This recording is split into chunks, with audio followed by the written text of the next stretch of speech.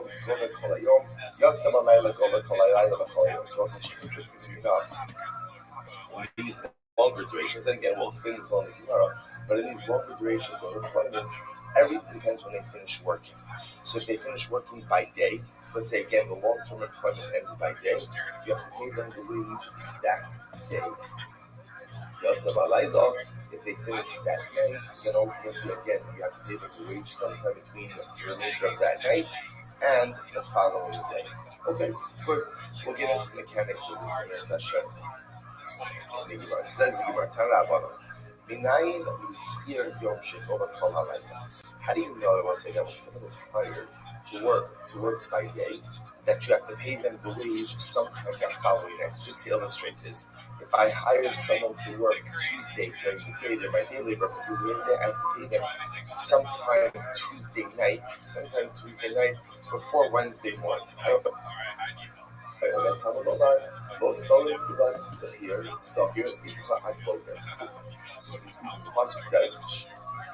That literally the wage of the worker shall not remain with you until morning, which means I have to pay my worker at night. So what type of worker do I have to pay at night? A worker that works by day, that's previous day, you have that entire night to be able to give them their wage. So again, somebody works on Tuesday during the day, right? I have to pay them sometime Tuesday night before Wednesday morning. And how do I know if someone works by night? You have to pay them sometime that following day. Pasuk says, on that day you shall give him his wage. So what says it just before that what's happening over here? The Torah has three different psukim. Right? One pasuk says, do not allow the wage of your labor to remain with you throughout the night. Another pasuk says, pay your worker that day. So which one is it? Do I have to pay my worker that day or that night? The Gemara says it depends. If your worker is working by day, you have to pay him by the following night. If he's working by night, you have to pay him by the following day. Says the Gemara, but why do you interpret it that way? Maybe it's like different. Maybe if my worker works by day, when do I have to pay him? That day. And maybe if he works by night, when do I have to pay him? That night. So the Gemara says, here it is. The Gemara says, no. Spheres. So what is what I mentioned before? The concept of when you hire a worker, that worker only really goes ahead and earns his wage basof at the end of the duration of the employment. So what's interesting? When you hire a laborer, it's not the shot that for every hour they work they're accruing a wage. The wage vests, the wage accrues at the end of the duration of employment. So if I hire a day laborer, when the day is over, now I owe him money. So it makes sense, therefore, that I have to pay him at the following unit of time. So if he's working by day, I have to pay him by that night. If he's working by night, I have to pay him that day. Take a look at Rashi. Rashi says, it's got 4 lines up from the bottom. We've learned this already, Kisfir Shana Bishana, Skilus Shana Zimishkanas with Shana Harris. Alma, Lomistabane, the Steer, Yom Shaka Hakamo. So it says this is very important. So the obligation ultimately again to pay a day laborer only vests at the end of that day, and therefore it makes sense to say that I have the following night to pay him. The opposite is true also, someone who's working by night. The only vests only accrues at the end of that night, which makes sense therefore to say that I have the following day to pay him. Okay, so we'll say that is our first unit in halacha. In fact, the Pasuk says that the wage of the workers shall not remain with you. So I know that what that means is I have to pay him before morning. Not Tamaloma Adboker. Why does the Pasuk have to say until the morning? But Lame Sha'ina over Ella Adboker. So I said, this is very interesting. With you, if you delay paying your the prohibition. So for example, let's say I have a day laborer, right? So again, just based on what we just did, when do I have to pay him? Right? that night, sometime before the next morning.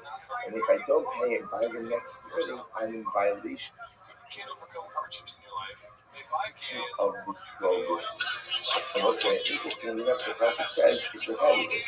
It says, the Pasuk says, well, something do not allow the weight of the worker to remain with you until the morning. And the truth is that word morning is unnecessary. Once it says, do not allow it to stay with you overnight, I understand that I can't let it wait until morning. Why do you have to add in morning? So this is very interesting to teach me. So I will say, I only violated the biblical prohibition on that first morning. Let me illustrate this. I hire Ruben to work for me on Tuesday. Tuesday during the day. So one night to pay by, Wednesday morning. By the latest by Wednesday morning. We'll say if Wednesday morning comes and I haven't paid him, I'm in violation of the biblical prohibition.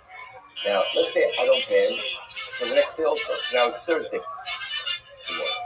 You might have thought that I incur another biblical prohibition. I'm not sure why. No, I don't. I'm not sure I'm right. I'm not sure I'm right. Because the biblical prohibition is only incurred the first morning. After that, you don't incur biblical prohibitions for every subsequent morning that you fail to pay. So that's when it's ad boker. You only incur the issue. Alright, so the first morning you fail to pay. After that, you're not stacking up biblical prohibitions for failure to pay. You try to look mine. But if I don't pay my worker, so right after that first morning, so is there no liability at all? Marav over Mishum Baltasha. So Rav says you're in violation of Baltasha. What's Baltasha? Baltasha means it's Drabanan. It's a Drabanan. So it says this is really quite a fascinating construct. So here's what we have. I hire a worker, so a day laborer has to be paid sometime by that following night before the next morning. Right? I hire a worker for Tuesday, Wednesday. I gotta pay him sometime Tuesday night before Wednesday morning. I hire him Tuesday night. Or I should say I hire him Tuesday night. He works through the night. I have to pay him sometime Wednesday during the day. If I fail to do so, right? If I fail to pay him in that unit of time, I'm in violation of the biblical prohibition.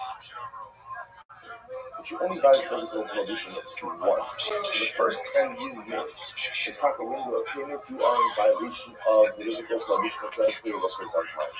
After that, it doesn't look like I don't pay the next day, or the day after that, I don't accrue additional biblical prohibitions. Instead, after I pass the first window of non-payment, there's a rabbinic prohibition that we call Baltasha, of delaying to pay your workers. Incredible. That's the halacha. Let's go back. I'm going to be safe.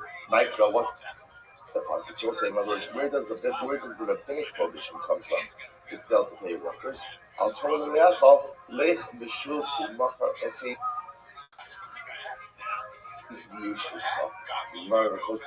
From Mishlei, don't tell your friend, come back tomorrow and I'll pay you when you know that you have money. That's the rabbinic prohibition. That's the issue that I'm. It's a really fascinating construct. Over the Chaver would say the Sefer Napoleon was a very interesting case here. Let's say I say to Ruben is my friend. I say, Ruben, go and hire workers. So I'm asking Ruben to go out and hire workers on my behalf. What's the halacha? Neither myself nor Ruben, if we fail to pay the workers on time, are in violation of the biblical prohibition of delaying payment. Why not? It's very interesting. The Fishlo Safa. It's interesting enough, I am not responsible. Why? I didn't hire the workers. So what I say is very interesting. The prohibition of Baltala, the prohibition of delaying paying your workers is only again if you hire the workers. In this case, I'm telling you, Ruben, hire the workers. So now I tell Ruben, hire workers. It means Tuesday. If the workers work for me on Tuesday, I fail to pay them by Wednesday morning. So the Gemara says neither of us are in violation. I'm not in violation because I didn't actually hire them. I'm sorry. Oh, a second. Top of Kofi Dallas. The fish shank so excellent. And Ruben's not chayiv. Why isn't Ruben chayiv? Because workers aren't working for him. In other words, in order to be in violation of his holding weight, you really need two things. Number one, you have to have hired the workers. Number two, they have to be working for you. So in this case, interestingly enough, neither of us are in violation. I didn't hire the workers, even though, again, as Mitch is saying, Ruben is my Shalia, but again, apparently, we'll talk about this, why he's actually this an issue over here. Right? But the Lamaisa, I didn't hire them, and Ruben, they're not working for him. So technically speaking, neither of us would be in violation of the lane payment. You know, it's one time. Let's say, 111a, first line. What is the case now? Second line. If Ruben hired the workers and Ruben said, guys, I'm hiring you to work for silver, but I'm responsible for your wages. If that's the case, right? If that's the case, so also if that's the case, then Ruben then failure to give him on time should result in a biblical prohibition for him. The Sanyo, as we saw before, if I hire workers to work in my field, let's say instead what I do is I put them to work in his field. And what's the halacha? No, I'm obligated to pay them. My Balabai also. And then I can go in and subsequently like moving for the benefit that I visited upon moving by bringing workers to his field. What do you see from here? You see from here that if you hire workers to work on someone else's field, but you take responsibility for their wages, you are the employer. So what's the case? Right? So if Ruben is hiring the workers from me by telling the workers, guys, I'm guaranteeing your payment, then they work for Ruben. If they work for Ruben, now again, Ruben will be able to capture the wages from me since they're working in that field, but Ruben is hiring them and taking responsibility for their wages, they work for him. If they work for him, then failure to pay them on time results in bal tolling for him. No. The case of what says when Ruben hires the workers, how does he say the workers? Silver is going to pay you. So this is the case where, again, technically speaking, if I fail to pay on time, neither of us are responsible for delaying of wages. I am not responsible because I didn't hire them, and Ruben is not responsible because they're not working for him. So it's just, I just want to point out, all you want to point out here is a technicality. That you could, technically speaking, avert this prohibition in a technical way by, again, in this case where I asked Ruben to hire workers for me.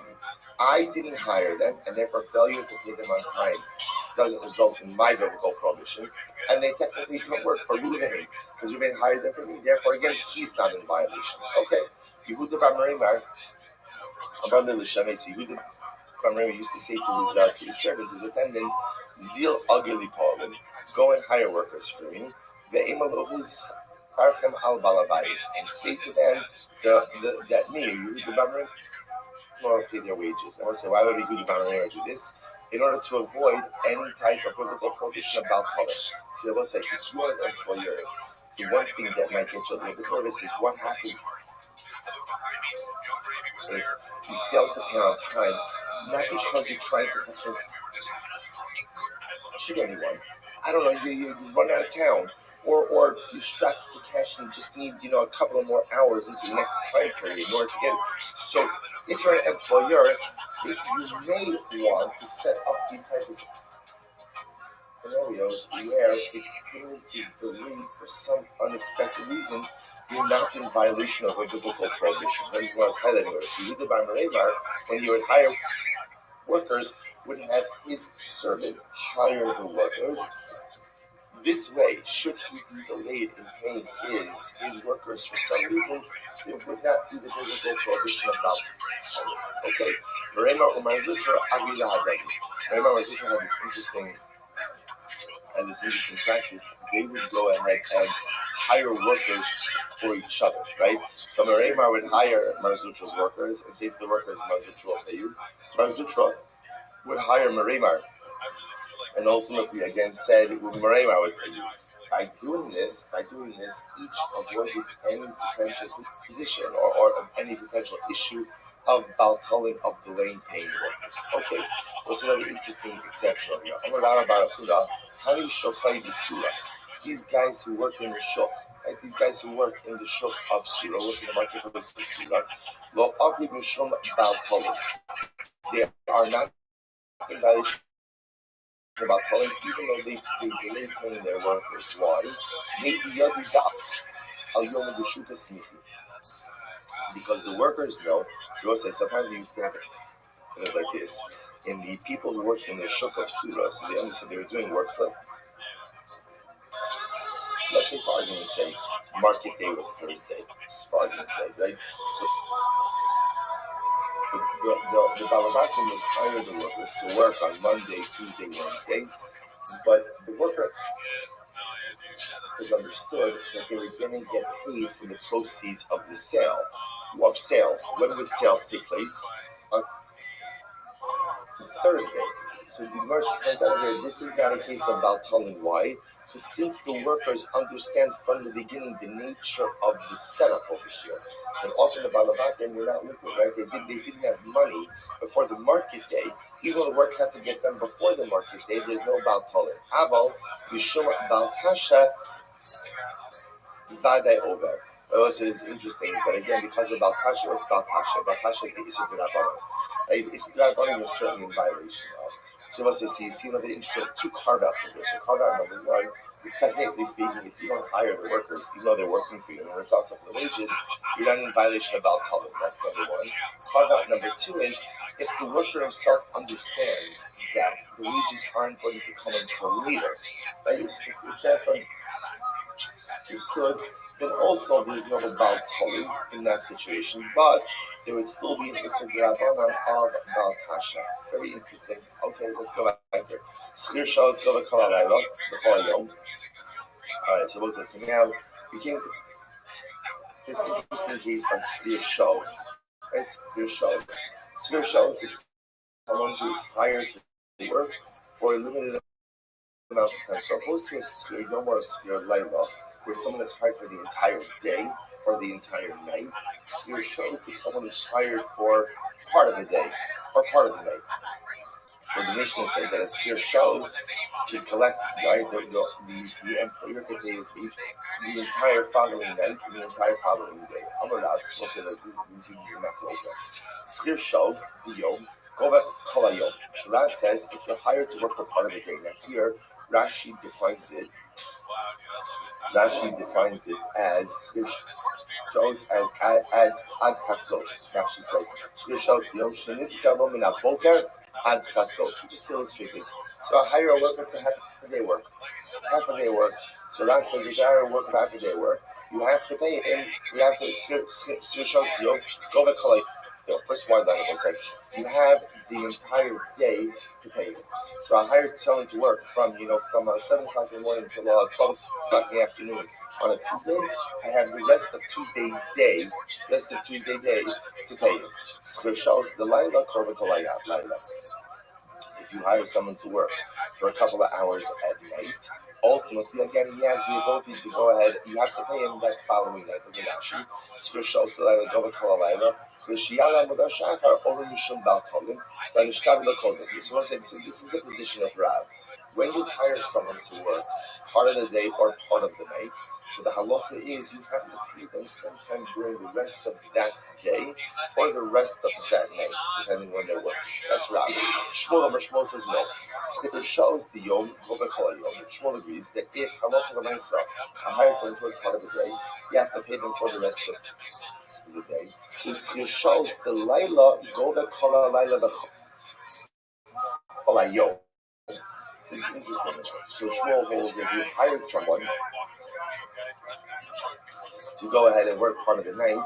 You have the rest of the night as well as the remainder of the following day to be able to pay them. So an elongated, a longer window for what we'll call Schir shows the Laila. Okay, look at Rashi for just a moment. Rashi says when your Shmuel or Schir shows the yom you go to call yom. If the camera to the in Laila holds achar yom, Schir shows the Laila Goga Kol Halayla B'Chol Hayom Shayom Olech Achar Halayla. And what's the short logic is like this? This when I hire someone to work half a day on Tuesday. So except to pay them, I have to pay them the rest of sometime during the rest of the day. If I hire someone to work Tuesday night, so since they can work part of Tuesday night, remember again the way it works in halacha is the day follows the night. So therefore again I hire someone to work Tuesday night, technically speaking, Wednesday day is part of Tuesday night. So because of that I have the remainder of Tuesday night and the entirety of Wednesday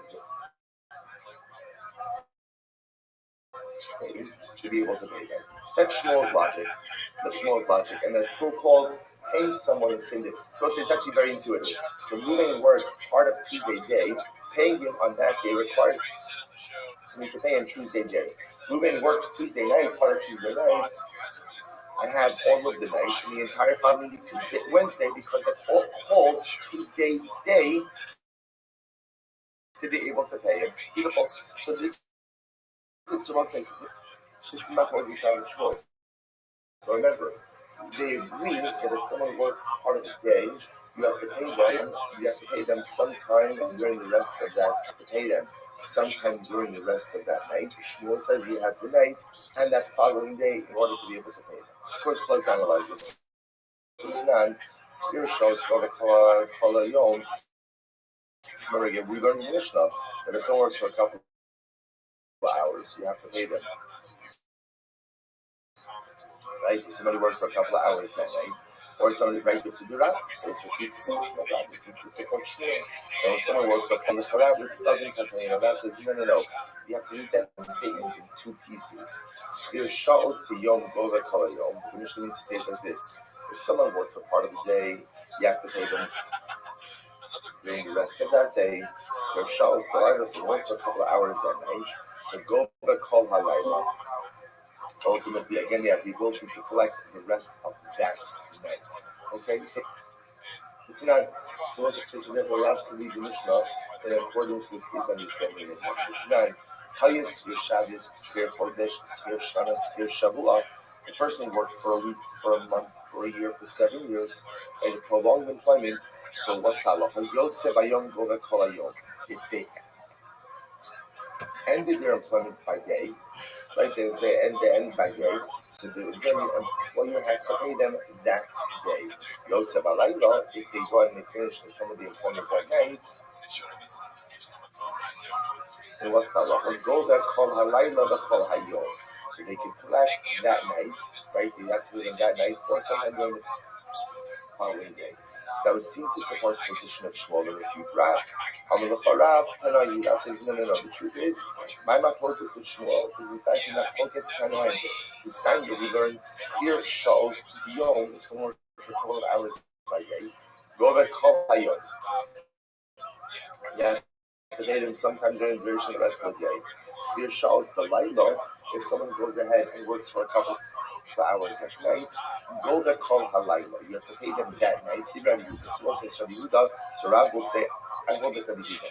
Right? So that again, if you work part of the day, part of the night, you have to get paid sometime during the remainder of that day or night. So Rabbi Shimon says, if you work for a couple of hours by day, you get paid that day. So shows the Laila, go that Kol Halayla, the Kol Hayom. If you work a couple of hours at night, the window of payment is the remainder of that night and the entire following day.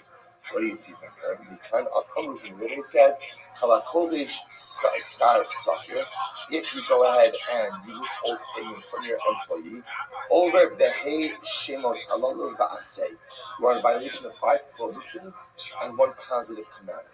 So it's never going to go through it. So Mishum Ba'atashot Esrayachov. So I will say, so ultimately again you're in violation of Baal. So again, so we're going to see these prohibitions pretty much all mean the same thing. We can just have it this way to frame 5 different prohibitions for holding back the wages of your employee. So number 1, Ba'atashot Esrayachov. Do not go Oshek. So we're going to see this term. Oshek means to steal, but it's a different kind of theft. Mishum bal tigzol, don't steal. Mishum bal tashok schar ani, don't steal ani. Don't go ahead and hold back wages from a poor employee. Mishum bal toler, don't keep the wages with you overnight. Mishum biyom titin skaro, and because ultimately again give pay on the right day. Mishum lo savo alav hashemesh, do not allow the sun to set if you have not yet paid him. So Gemara says, "Hani dika b'yimam aleka b'layla, dika b'layla aleka b'yimam." So says, obviously, out of these 5 prohibitions, some of them only apply by day and not by night. Some of them only apply by night and not by day. Amar Chista, shame schilas ba'alma. When we say that if you don't pay an employee, you're in violation of 5 prohibitions, it goes like, at no point can you ever be in violation of all 5.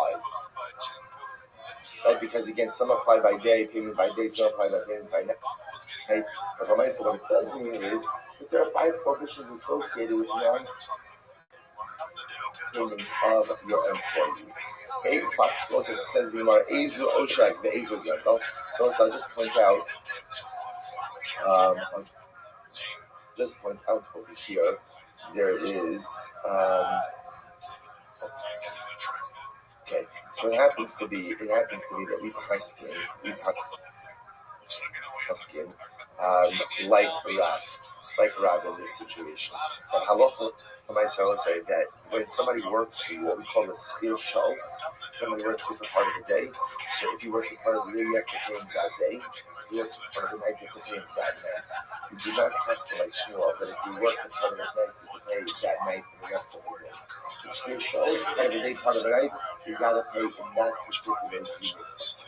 What we also question will say is failure to pay, you incur the difficult prohibition when you pass the window. So for example, if somebody worked for me by day, I have to pay them ultimately sometime over the course of that night before sunrise the next day. Failure to do so is a biblical prohibition.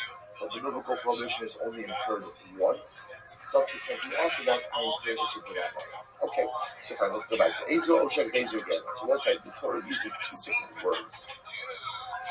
2 different words for like withholding wages. It says Oshek and Gezel. So the says, what's Oshek and what's Gezel? What are the differences between these terms? Live the shov zel Oshek. So if I tell the worker, right, moving works for me Tuesday, right, he shows up to get paid. And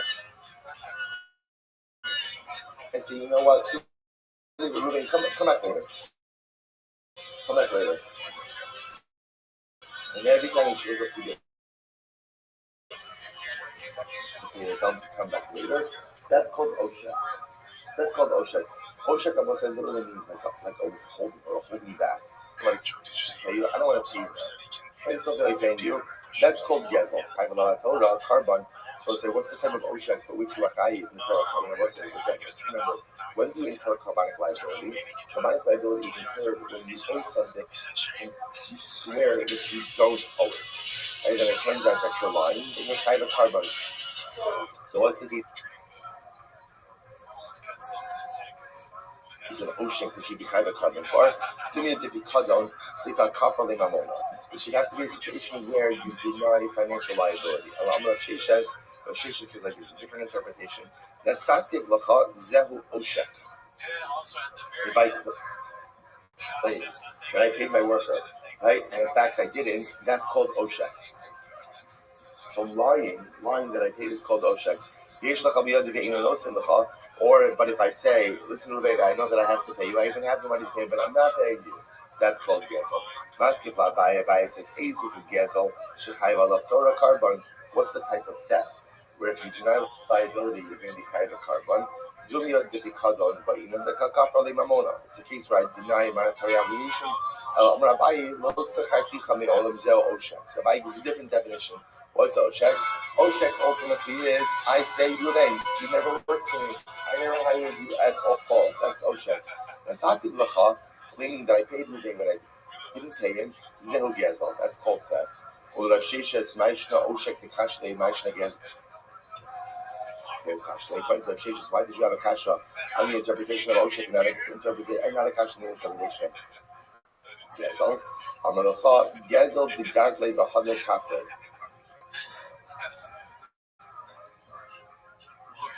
Gezel has to be a case where ultimately, again, you stole and then denied that you stole.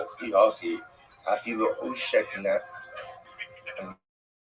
Gohader Cafe. If that's the case, an Oshek should also be a case of where you denied liability. Haki Ashta Bishkama Hasim Ksib O Begazal Mechlal the Odulemi Kara. So what's the Russian of the pasuk is O Begazal. The Russian of O seems to indicate that halacha myself I first admitted and then I denied the claim. Aval Gabe Oshek Miksib O Oshek O Kasav Sha'ashko Kvar. So I say, but all Ashak the pasuk seems to indicate that halacha myself there was a denial or an act of theft from the beginning. Rava Rava Zeh Rava Amar Zehu Oshek Zehu Gazal. So I say, Rava says, by the way, there's no difference. Oshek and Gazal are the same thing. Both refer to withholding wages. So why use two different words to highlight the same dynamic of withholding wages? Lav or Allah ultimately, again, to make the employer in violation of two biblical programs. And was trying to highlight that there's a difference between Oshek and Gezel. They represent different types of withholding of wages. Rabbi comes along and says, same thing. Why two different words for the same thing? To make you investing. The Rambam himself in Hilchos Zela has a different definition, ultimately again, of Oshek and Gezel. But the truth is, he's not talking about withholding of wages. He's talking about actual theft. He says, for example, Ezu goes so it says, interestingly enough, he says Gezel means forcibly taking something from someone. Versus Oshek, he says, Oshek means something came into your rishos, with the consent of the owner, and you refuse to give it back. Right? So I borrowed something from someone, that's right, with the consent of the owner, and I refuse to give it back, and that's called Oshek. Gezel is I stole something from someone, but his definitions over here by regular cases of theft. It appears that it'll be here by the Gemara, by the halacha, ultimately, withholding wages, that we adopt the position of Rabbi. That really Oshek and Gezel are the same thing. They represent withholding wages. So why use two different terms for the same dynamic? In violation of two different biblical prohibitions. Incredible. As far as I will say, I'll just mention over here, just turn it out there for Shkafa. Right? Our entire Gemara over here is focused on this sort of withholding wages. So, I was thinking about this. It's reminiscent of the Mishnah Bergelis. What does the Mishnah say? And thinking it says, Al tu kavodim hamushamshin es alav amanas lekavos. Do not be like servants who serve the master for the sake of receiving reward. Rather, what does he say? Ella tu kavodim hamushamshin es alav shelo amanas. Be like servants who worship the master, not for the sake of receiving reward. So I will say, now while this is a beautiful and lofty goal, if you think about it, it seems to be almost impossible, right? The ability to serve HaKadosh Baruch Hu Yishma, right? Without any hope of reward, not hope of reward in this world, not hope of reward in the next world. I don't know, it seems to be almost like an impossible level to reach. Not only that, but the Torah Kadosh itself talks about reward, right? Parashas B'Chukosa, we just had it not so long ago. And the Torah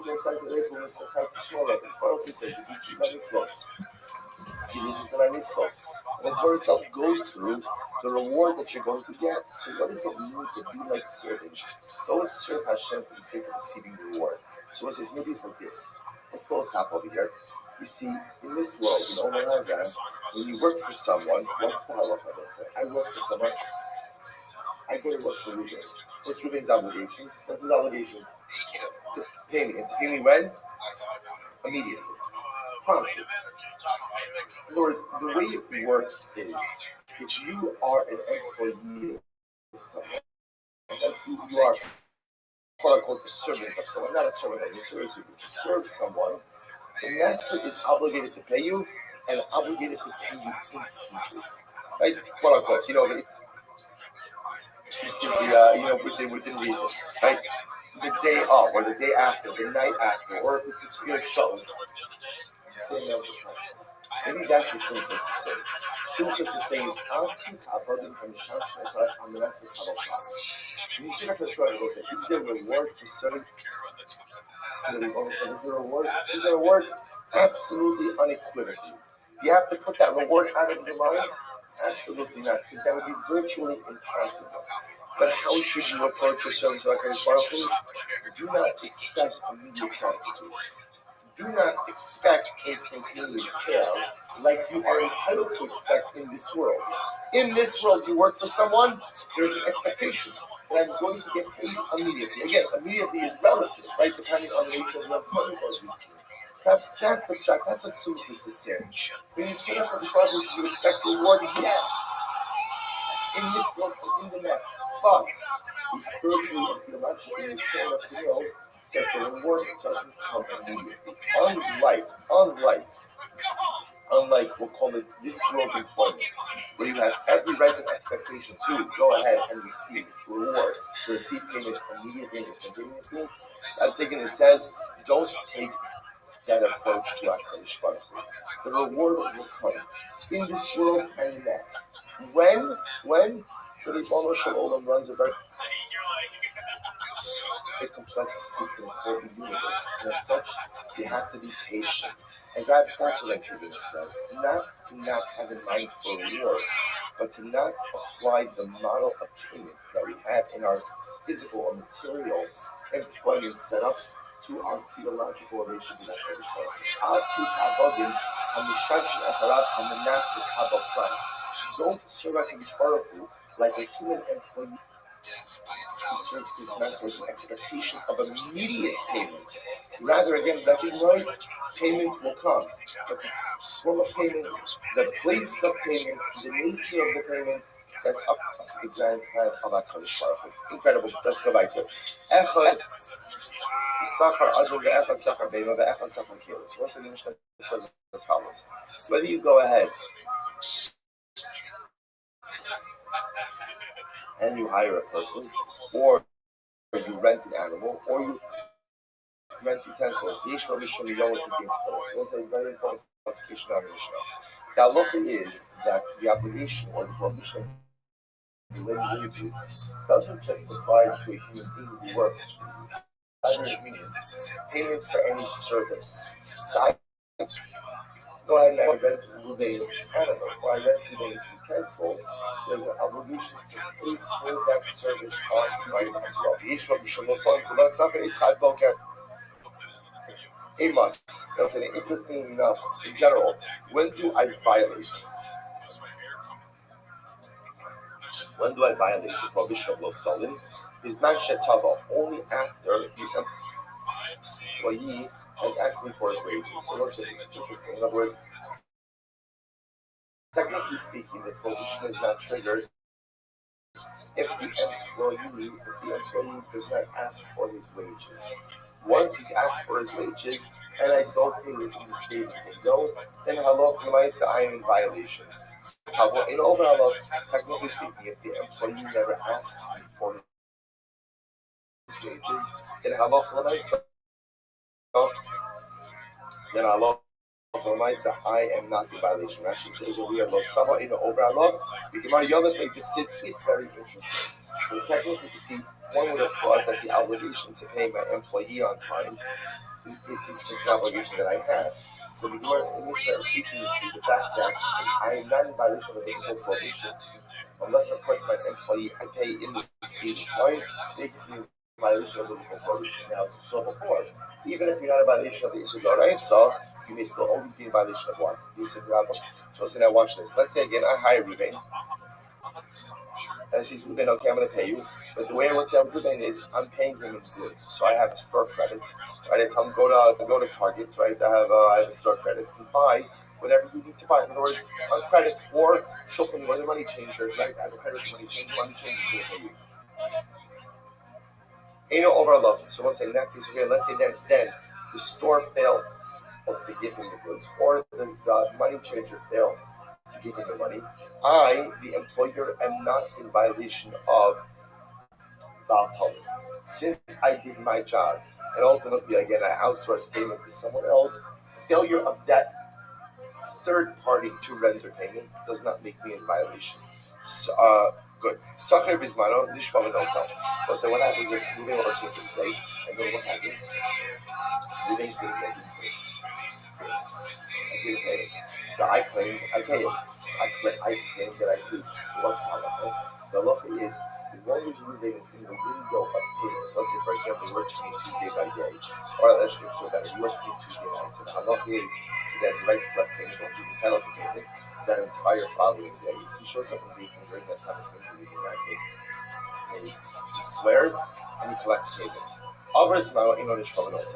Once the window closes, let's say again, we didn't work Tuesday by day, and it shows up the days on Thursday that he didn't get paid. So ultimately, again, you can't just take an oath and get paid. That's why this is Yesh Edim Shetavo Bismano, Haris and Dishbabano, but if Ruben claims that no, he came to me and asked for wages during the window in which I was supposed to pay him, and he is with me. This is to that effect, then he can even swear later on and collect payment. Ger Toshab, Yesh Bo Mishum Biyomo Titi Schalo, Ve'im Bo Mishum Lo Solik, Tulas Sofer Itcha Ad Boker. We'll say, what about a Ger Tov? So this is interesting. Now we're transitioning to another discussion. What about non-Jews? I had a non-Jewish employee. So we'll say, so a Ger Toshab, remember again. And a Ger Toshab, literally translated resident aliens. He's a non-Jew who observes Sheva Mitzvahs K'negah, except for Noah's high cause. So the halacha is failure to pay him on time makes me in violation of the Yomo Titin Scharo, pay employee that day. Okay? But I'm not in violation of Lo Salim Pulas Sachin Itcha Advoka. Okay, why that is the same in the Let's go. Somebody must listen. So let's say, who is the opinion affected in our Mishnah? Lo Tanakama D'Me'achicha, or Lo Rabbi Yisrael Yehuda. It's neither the Tanakama of the Joshua Me'achicha, which we haven't seen yet. Neither is it Rabbi Yisrael Yehuda. Or what are you talking about? There's a sign there. We'll say we learned it right side. On the base. Me'achicha. Drop the idea. So the possibility we might reference here is Lo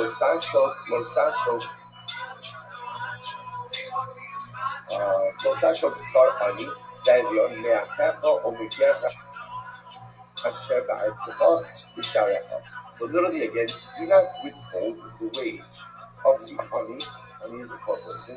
Evion is even a poorer person, destitute person. From your brethren, only clarify the stranger in your land who in your gates. Okay, so here you go. So what does Me'achacha come to teach you? Front blockade. So listen, this comes to exclude idolatry. Rashi says in Akum that the only time that you're in violation of withholding wages is when it's for your brother. Now we'll say brother may have a bit more of an extent. What's the definition of brother? Someone who's not an Akum. Let me go, fellas. Gercha, who's Gercha? Zeh Ger Tzedek. This refers to a convert. Remember, the Sharacha, Zeh Osam Adelos. This refers to a non-Jew who may be non-kosher, but ultimately again is a created idolatry. But I'll say, so this is the kind of combo. Inni Ella Safa Adam, because I only know that the Rabbi Shabbos wages applies to actual wages to an employee. I don't know that it even applies. Let's say a rental fee that I have to pay either for these animal or for you. If I owe a rental fee, I have to pay that rental fee on time. Thereby the price says in your land, anything in your land. In other words, any arrangement in your land, whether that is an employee or whether it's a rental fee, you're obligated to pay on time. The Kulan Omdin. So whether it's that you owe a wage or that you owe rental before an animal for it's failure to pay it on time makes you in violation of all of these provisions. We can't obviously here we go. Here we say Le'achas hakelim yesh bo mishum biyomo tzidin tzchalo. So whether you owe someone money for as an employee, or whether you owe a rental fee for a person, for an animal, or for utensils, failure to pay on time, you are in violation of the yellow keeping fellow. If you are leaving on time to each time, there's some balcony to let's look at another time, depending on who the person is. You will also be in violation of withholding the wages of the worker. And the answer Yehuda are using what he says. Ger Tosha usually should be able to keep his fellow. The English Mishum of Tolim. So Rabbi Yehuda says that for a Ger Tosha, again, what's a Ger Tosha? A Ger Tosha is a non-Jew who lives in your midst, who has repudiated idolatry. So Rabbi Yehuda says that a Ger Tosha, you are in violation of the Yom keeping fellow, but you're not in violation of those fellow. So what that means is, you can't withhold the wages. And if you do so, you are in violation of the prohibition, but not all the prohibition. Now, why you apply some and not others, we'll see in just a little bit. The aim of the kelim, aim by hand, elam mishum balkashel soma. So the aim of kelim, if you withhold rental amounts for animals or utensils, so ultimately again, you're only in violation of balkashel. Money. So we'll say, who is the opinion reflected in our mission? The kind of come out the Me'achicha, if it's the kind of covenant we just quoted before, right? So we'll say, is the quote of the drasha of Me'achicha. I should say Me'achicha. If that's who it is, then it's actually Ger Tosha. We'll both say, ultimately again, we have the issue of Ger Tosha.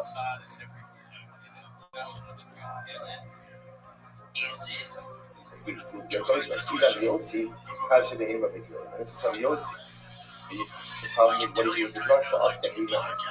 Alright, so what's this?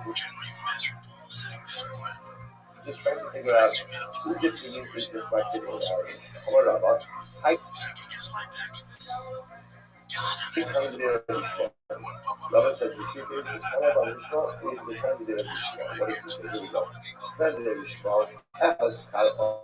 the FS, the name of FS Hakelim, goes like whether you owe wages to a person, or whether you owe a rental amount, for the use of an animal, or for the use of utensils. Yesh bo mishum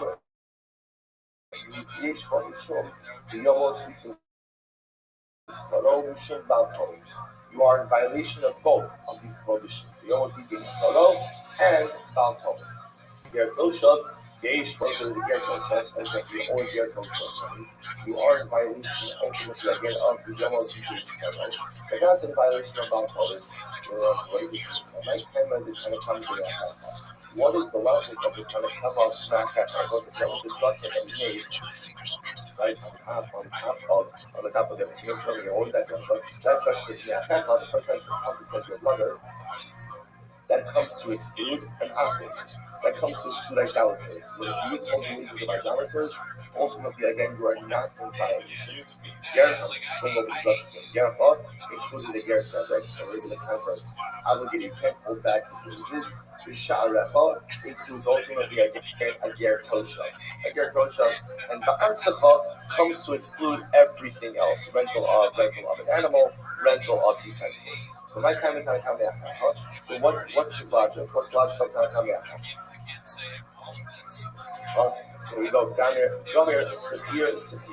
So we'll say he makes the clear Shaba of Safir. Fine. So we'll say, and that allows him to go ahead and bring out from one context to the other. So we'll say, so again, we're just going through right now just like a lot of different drushes. I'm trying to figure out who's opinion is reflected in our Mishnah. Who's going to be the Lo Gomer Safir.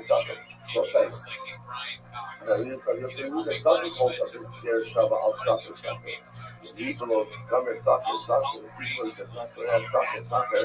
The aim of the kelim, you should be Yomot keeping Shalom, not in the Kayit. You should agree that withholding the rental amounts for the use of an animal or utensils ultimately should be learned out from the concept of the Yomot keeping Shalom. To which we now says,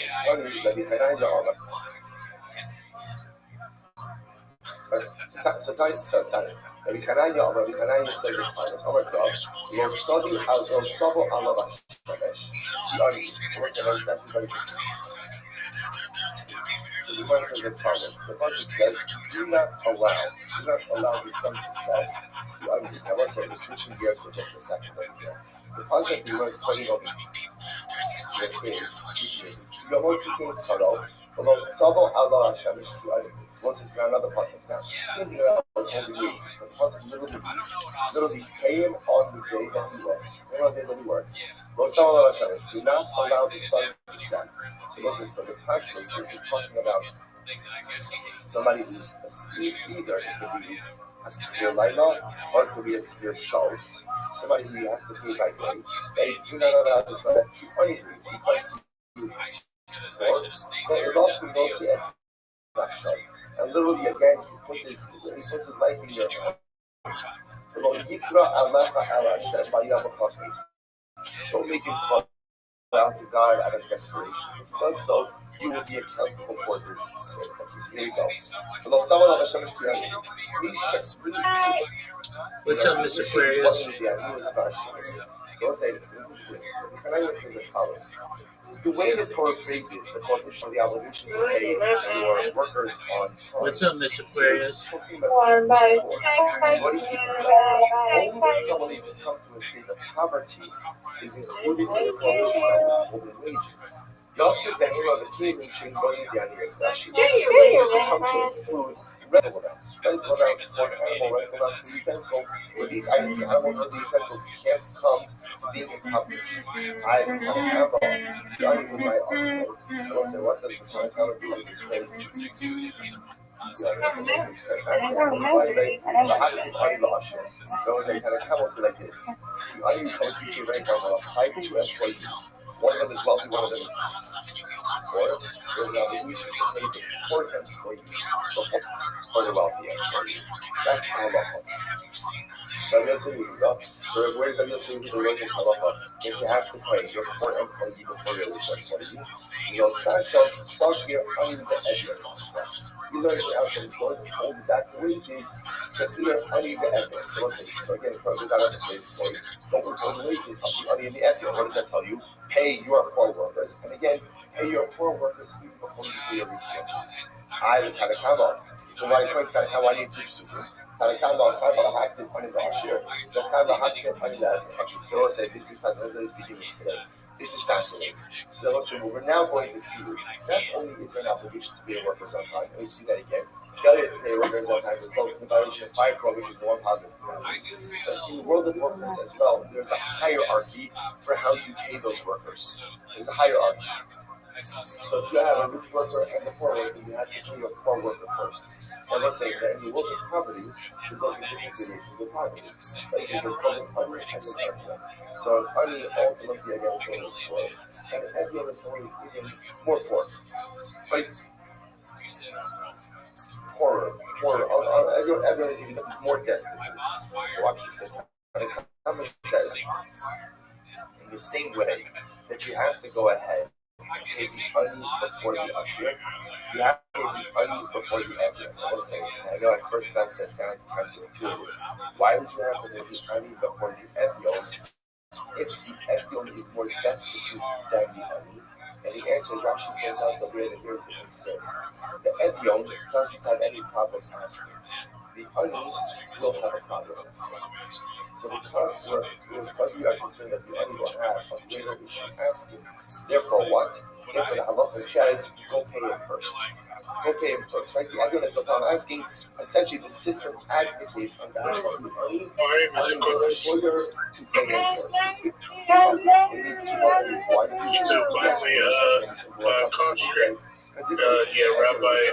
told me he was an embarrassed to ask. I should be usher or the usher is embarrassed to ask. Maybe you should pay the usher before the onion. Different or right? Sorry, right? Usher, pay the onion before the usher. Why? Because the usher doesn't get the money. How about evion? It's our place. So no, but the evion does mean maybe the evion should be before the onion. Therefore, again, so let's say so again. What comes out of it? They're downtime, right? So if you have a rich employee and a poor employee, make it part of Here, right? Here, our right there? before the usher. Because you have two Yeah, man. right? One in front, one in the other. Yeah.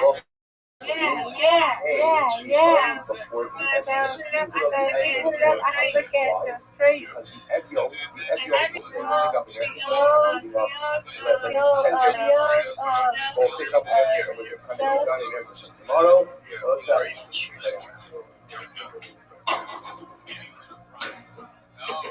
Yeah, I did that. And then I did that. And I did yours. So you have to tell them you're going to do my own.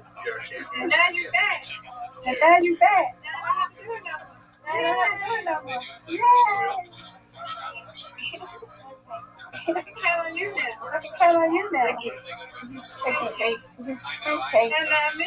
And I missed you. You doing okay? Oh yeah, I just changed. I was trying to get it busy, and I was playing house games with some friends online. And I was starting to get back in the gym, but yeah, I'm good. I'll be coming in here later.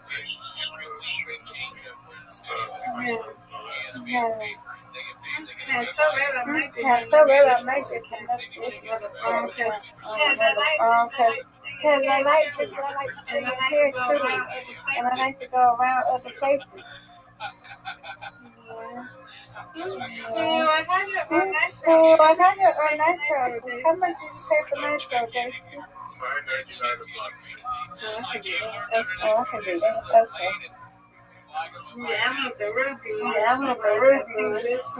think that's too much money. Okay. That's finishing work. I didn't want nothing but to say hey. Thanks. I'll talk to you later. Alright, talk to you later.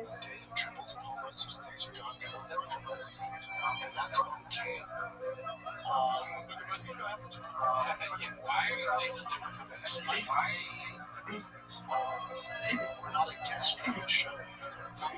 Naturally, we got a lot of guests. We have guests that show up well. Those days are done for a variety of reasons. If we were to stop today, we've had a great fun run. And we've been doing it for 13 years now. Think about your favorite show going on for 13 years. It's tough. It's fucking tough. So why to wrap all this up? All right, so what's up? Good morning. Let us begin.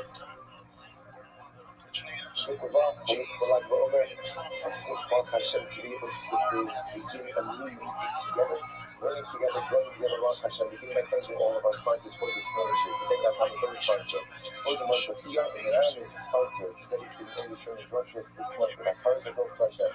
For all the blessings here bestowed upon us, and for the fruition for Deborah, Leah, Bas, Maya, Rivka, I always think it. So we want Hashem to witness the imminent coming of Moshiach and Rabbi Our week of learning sponsors, Notes and Melanie Gardner, in honor of the wedding of their son Drew. Ari, 2, Shira, Shabunian in Yerushalayim, and I thought the birthdays are there.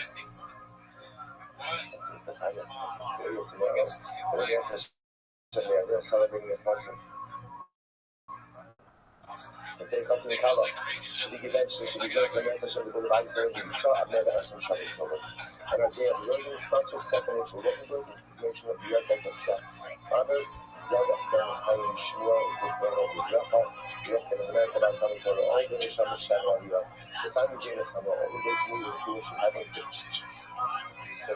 only Israel.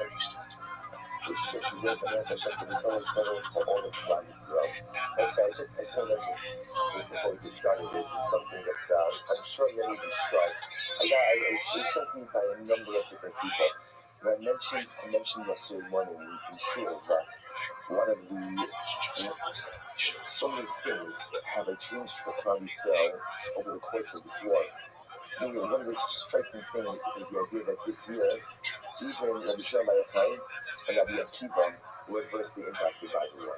Because obviously, understandably so, is that the government could not allow the same gatherings in the north of Eretz Yisrael. So there was very limited access to Rashbi, to Meron, very limited access to Rabbi Akiva. So I don't know why, like in the midst of all things that were happening in the world, it hit me that when Klal Yisrael suffers, everyone suffers. Everyone suffers. That's what it means to be part of the cloud. But everyone feels the enormity of both our simcha and our tzara together. So that even Rashbi and even Rabbi Akiva were impacted by what's happening to their children this very day. And they said unfolding last night, they're selling it, and a whole bunch of people that afterwards put the parents' marriage first. An incredible piece by the Shmuel Eliel, who is the chief rabbi of our tzach. And he writes as follows. He says, Sibra Avimori Arav. So he's talking over here about his father, Mordechai, the Mechanas Sheshes Hayomim Shaisi Krokon Lag Ba'omer. So the 6th Day War also took place around again Lag Ba'omer time. The Ratzu Kama Rabbi Amos the Tzion Shel Rashbi. And a number of Rabbanim wanted to go to Meron to agree with Rashbi, but like Nostel Lahem, but obviously they weren't allowed to because of security issues. The higher Lahem, Sal Gala. You want to understand, not to be with points 11, right? Not to be with Rashbi, unlike the Omer is a very thing. Listen to this. He says, Rashbi, Nigla B'Halom Mekas. Ama Anosh. This is an incredible story. They say that Abishai Malachai appeared in a dream to a number of people. Ba'amar Lahem, Ani Nimsa B'Negev B'Machayel Yishmor Aleim V'lo Timtzu Okuti B'Meyor. Abishai Malachai appeared to people in a dream and he said, I'm not in the heaven this year. I'm with the soldiers. V'Achei Haisak Lach V'Gidol Ma'od U'Schus Rashbi Amdali HaYisrael. But what an incredible and beautiful idea. Rashbi said, when Klal Yisrael means I'm with Klal Yisrael. I mean, when things are quiet. Yes, ma'am. Rabbi. Yes, ma'am. When my children How you doing, girl? do not come to my children. Good. Well, thankfully. Such a Just chilling.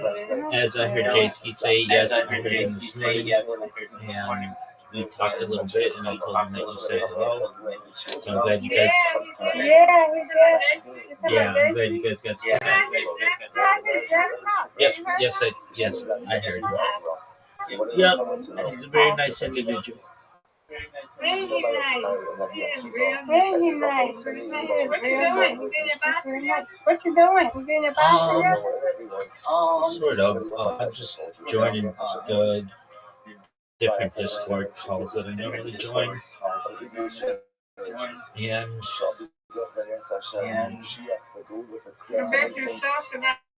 I bet you're socializing still acting up this morning. I don't know what's going on. Somebody.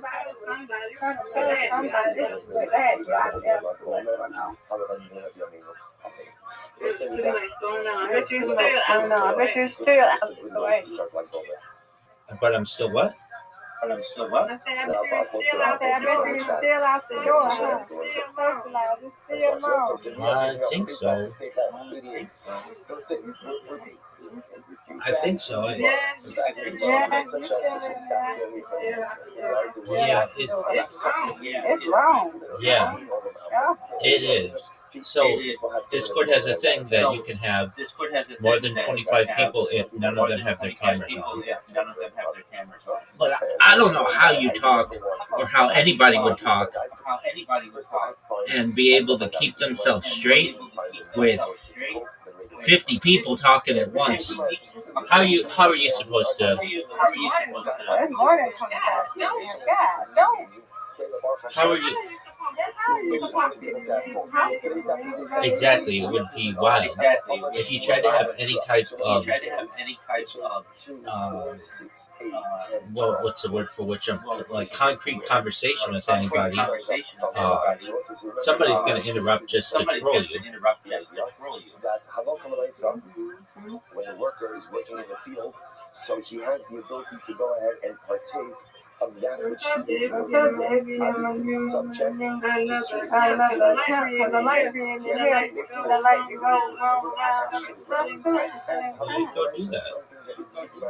You can hold on. You can do that with your iPad and your iPhone. Now remember, I know that, but I don't want to go. that's how locals run their opportunities in context. You know, what are you saying? I can keep my account. I know I'm on that now with my other account.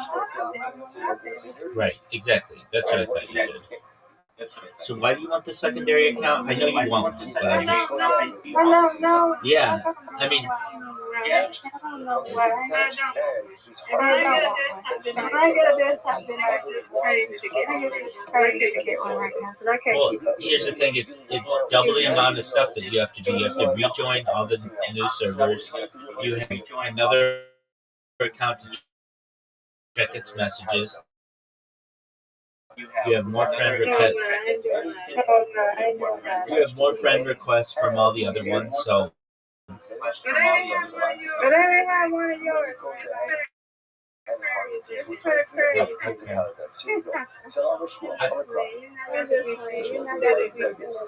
yeah, I understand that.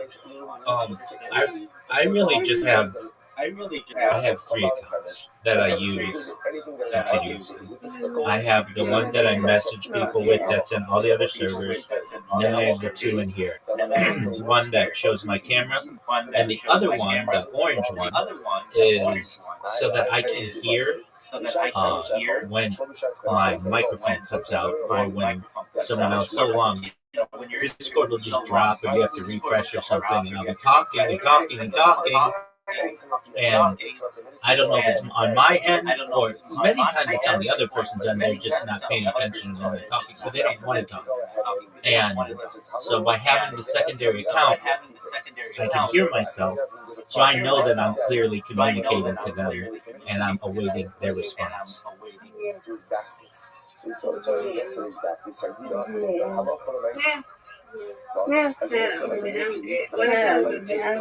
does it do for me? Well, it's a good question. What would it do for you? I don't. I mean, you don't do anything to like get in trouble with anybody, so you don't have like to avoid bans. And what will end up happening is somebody will say to you, "Hey, I sent you a message," and you'll be like, "What?" And they'll be like, "Check your messages," and then you'll be like, "Oh, that's on my other account," and then you gotta go back and be like, "Oh, sorry, I didn't get a hold of you," or whatever. Oh, sorry.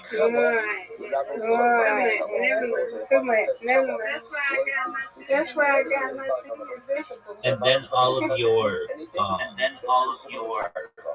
experience or whatever they call it, all your points start all over. Yeah, but I wasn't gonna do it like that.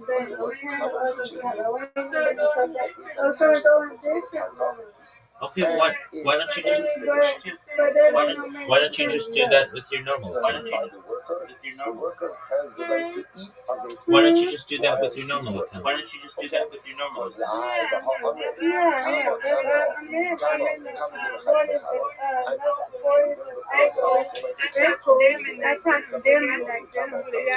How many people live stream in there? How many people live stream in the what? In the what? 40?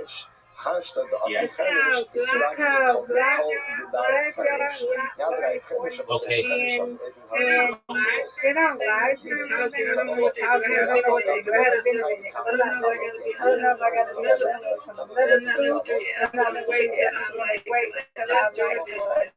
Just joined it. Just like wait until it gets like maybe get off and get to level 3 and I didn't want to go. Are there a lot of people in the voice chat? Okay, nothing huge. Okay, well that's something. They do.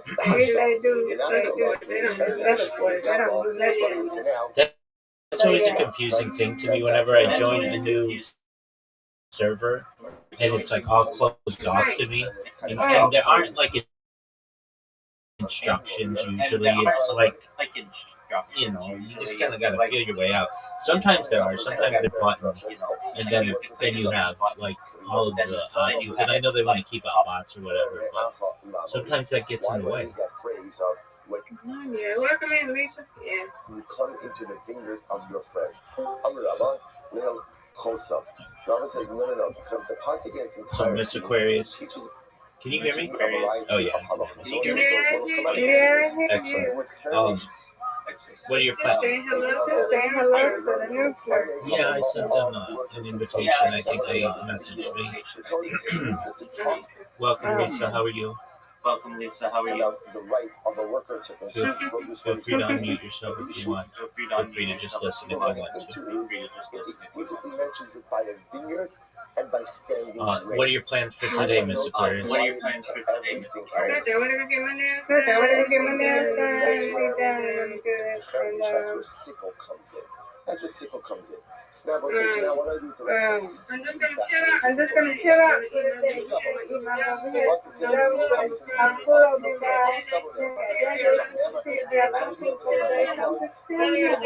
Probably would take my nap. I had a headache, and I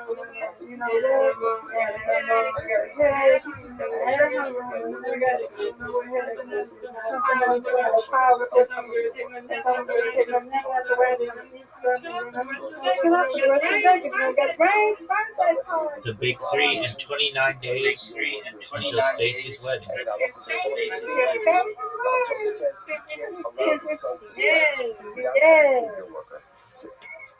What about you, Rabbi? What are you doing? I have to teach my class. That's going to take about 20 minutes or so. And then I'm going to try to find more people to perhaps be on their podcast. And it's March Madness, which means there's like a lot of basketball games going on, so I might check those out and just continue to grow as best I can. That's what I did want to get no server here. Because there's a lot of things On Discord? I mean, okay, so if you create one, you're gonna get 10 people in it, and if you're not active in there, then it just gets abandoned.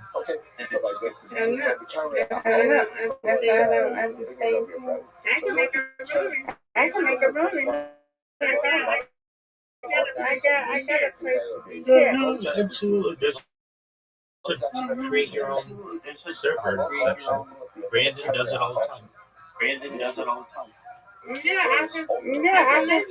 can make my own room. Exactly. Sometimes he gets people in there, and I don't even know it. I'm like, who are all these people in this? And they're just checking out Brandon.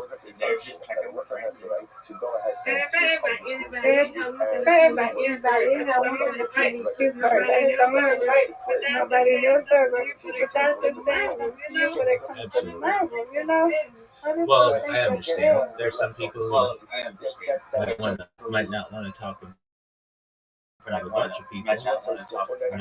Want to just talk to I guess one his name is Wheelchair. He be in one his thing by himself. He can't stand all that. He can't stand all that noise. Yeah, all this noise, everybody be in there. I'm gonna make one. It's just don't know which one. It's so many that want to be in. You got carry. Oh, what is yacht rock? Is music usually from like the 70s and 80s. That is like Earth, Wind and Fire and like Kenny Loggins and Seals and Croft, which is basically like maybe like even like Jimmy Buffett, like songs that you listen to. It's an entire genre. Songs that you listen to on a boat.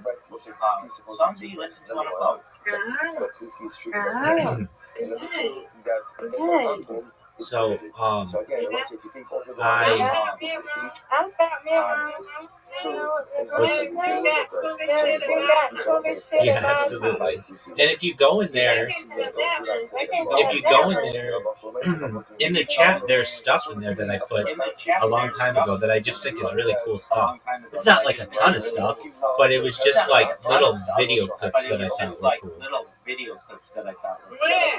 Okay, so if you go to coolest stuff of all time, and do you see that it has a chat?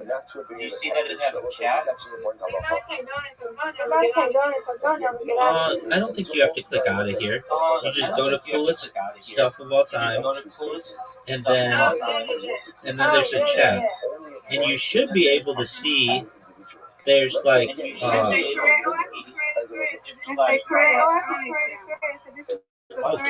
can create something in there. That's what the thing got. That's the thing got. It's a great thread. Okay, that's interesting. Hold on. Let me. I can't let it want to be truthful when I have my people in there. And then when I would say, well, I don't. So let's say Let me- right. Right. So let's say Exactly. does not apply in Can you create it? Can you create it? Because I am the coolest.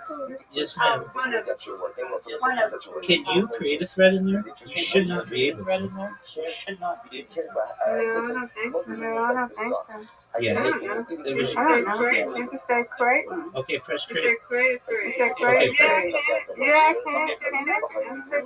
I don't know Okay, why. type something. It just says something, but I don't think I know. I can't mention it no more. Eat the grapes, right? Okay. But don't eat alcohol. Well, it's just stuff that I thought was cool. I'm just curious about it. If you're just sucking the moisture out of the grapes, what's going to end up happening?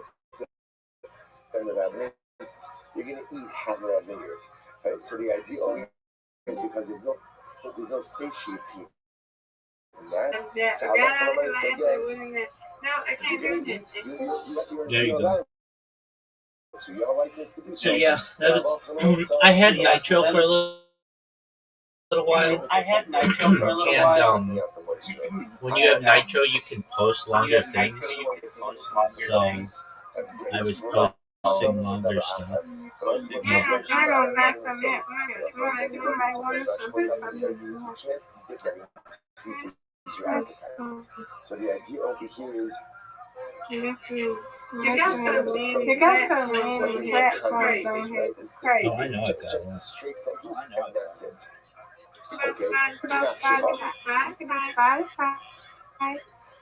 Furthermore, again, also literally, again, the pasuk says if you have labor, you can eat as much as you want. But I can't tell you now. Why you can't come up to me?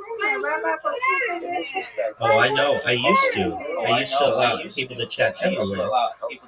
But what people have are bots that will go and populate anybody's open channels with bad links to porn sites and stuff, and I did not want that. And I've got enough to oversee just with people coming in here yelling the N-word and stuff like that. That I don't need to. This is cute. This is cute. Marty, hi. Say hi. Oh no, you can say something in there. Oh no, So just like Uh-oh. is able to consume ultimately that Yeah, oh no way. Thank you for telling me that. So yeah, somebody did all kinds of porn links in there.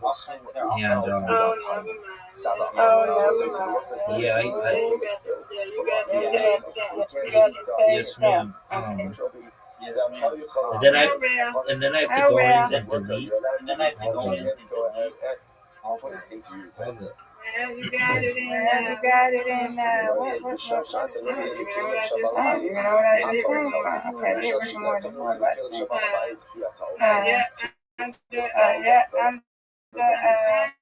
Got the sun gun. Got somebody, but that's flashy. I'm putting the produce into the utensils you of the might wanna bias. check You might want to check that out too. Yeah. That's when you're allowed to eat. You might want to check out the sun. You're not allowed to eat. Take a day and do that. So So you- Yeah, everything from last So year. you, Oh, the Little cops? girl. So So I don't know how send messages in Facebook. All of the other details concerning this But see, I might get And then people can and chat. then people can chat, but I know you can make a way with more people, you know, can chat in there instead of everybody. Because I don't want everybody to come. I want to just search, select a There you few. go. And just as the owner, Oh yeah, that one. That they would not be hiding That- in magnetic obligations. Yeah, you're gonna take a day. Yeah, you're gonna take a day and just go through this thing. Oh yeah. Darn it, somebody. Oh, I bet I got nailed. Pouches from last year. Same Same person. Yep, went everywhere. Yes, ma'am. Any type of hiding obligations. Not much than just a SATC. Yeah, that's Sex of the City. a bit about hiding obligations. Okay, good. You can't do nothing in there. So, Yeah. untied produce is Can't not do that, hiding don't see myself. Can't do that, I don't see nobody. Jefferson. You might want to check You that. might want to check that. Until it goes there, Okay. Yeah. until you bring it into the front door. So So once they say you're talking Don't it's see down nobody to else like that. Yeah, you gotta take a day. Yeah, you gotta take a day. the No produce friends, into no friends, no. The outfit. The outfit, the outfit. don't set in until Consideration. Okay. produce is taken Abby. from the front. Abby. That's what she says. I'm just thank helping you. you.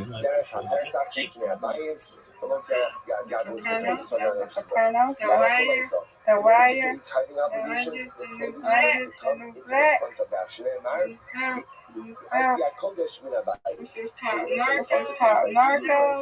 Like what is perfection that I've done all Ooh, the yes, time. it is. And No. again, I've removed the The Kodesh marriage, from the the marriage home. type of So more. the idea The of marriage type of more. The marriage type of more. only become Nope. obligated. Ooh, the golden This is girl. my room. This is my room. The golden girl. I love the You golden love the girl. Golden Girls? You love the Golden Girls? Don't have no big one, girl. No, that's my show. No, that's my show I too. know. I don't have so many shows. Put the game, girl. Second floor. The girl. The other girls are working for the little girl. No. Bonanza. No. No. At what point in time does produce become Oh, subject to hiding Oh, my obligations? auntie loved that. Comes through the front doors, the Ruby beautiful Rock. comes Ruby through Rock. to the That's front. my Okay. It look like it's pretty It look like good. it's pretty Now, good. I'm saying you're biased. I want to be open with the phrase, yeah, Kodesh min habayis. What do you do the bias? Look like So Yeah, we'll call look like it it's once you really do the clear bias. now. You don't say this is You teaching. got everything clear now over here. The Amy Bite. The little bird. Oh, the golden bird is another one. Not bias, המשתמר, הפחות שהמשתמר. Just like a bias is משתמר. No, it's Like not. just like a No, it's not another one. is guarded. So too the Chatzah has to be guarded. So it's like, I mean, just it's such a beautiful idea. Also, like, what is it? What is the definition Okay, of bias? Okay, yes, that part is good. Yeah, everything looking Yeah, everything looking good right now. That is mishkamas. That is guarded. That person must That not person must not go out over figure there. out what am I allowing. Oh, yeah, Oh, Beyonce. yeah, Beyonce. Kanye, a lot of them If the bias is not They just can't mishkamas, type They it. just can't type or nothing. open to every Right. single influence. It's To every not- single But, thing. yeah. That's not about bias. You know what you call that? Yeah, the Call time. it a Yeah. Sunday. For the That's fine called a one. field. What makes a bias is that there's You a got some. conscious They got decision some. about what is Maybe the allowed copy. in Maybe the and copy. what is kept out. And it could very well be that perhaps again it's not even enough. I don't know. I don't know. I'll find it. I'm fine. I'm trying to pick one, Maybe the Rabbi. Shmir even has to start at the Chatzah. Like the Chatzah is again. That's why I can make That's why I can make You know another. what? You know what? That's another way I can make another. Another. Another. I can put one in there. Put one in there. that you need a chutzner. Okay, I mean, there aren't going to be a lot of people. Okay, I mean, there aren't going to be a lot of people. So it's incredible. I just wondered. I just wanted Brandon do. Brandon have his people here. He goes from space to space. Yeah, see, he's in I another see, he's in another one called Motion. Yeah, I know. He's in there. Yeah, I know. What What does he do with the Sharach? So also this kind of teaching that what you're bringing it in Jason, the normal actions. That goes as he goes below. To exclude ultimately everyone saying you're supposed my girl can have a stream in one, you know? Yeah, I sometimes do that when there are either a lot of people are coming in here and somebody wants to talk with you, and I don't want to talk with a bunch of people. I'll go and grab one of those rooms and just, or they'll want to watch it. Try to actively circumvent the I'm typing just trying I'm just trying to find one. Rabbi Kenya. It's familiar. Well, then just create your own. How do I Correct my own. I don't know how to. It says, Help me out. it's right where Brandon is. Create your own. Has to be brought somewhere How do you do it? into You either just the home or the click home. it. Now watch this. I don't know if you can type it. You can certainly click it. I can what? You can stream it. Look, he's in there, Yeah, you can be in your home. You just click create custom server. Custom. Yeah, click that. Yeah, click that. You just click it, or you join it, and then it'll create your own voice account. But I'm being there with him. But I'm being there with him. No, you should create your own. No, it should. The typing obligations. You want to see what do you see from there? That was it's Tafka, the owner and the laborer, who are both exempt from tithing obligations when the produce is in the field. What do you see from here? If somebody purchases produce and the produce is in the field, that sounds like what? That would be subject to tithing obligations. Why? Because a sale almost like concretizes the finality of the produce. So therefore, again, you see from here that even if the produce isn't in the field, but you purchase it, it's subject to tithing obligations. That's a kasha both. You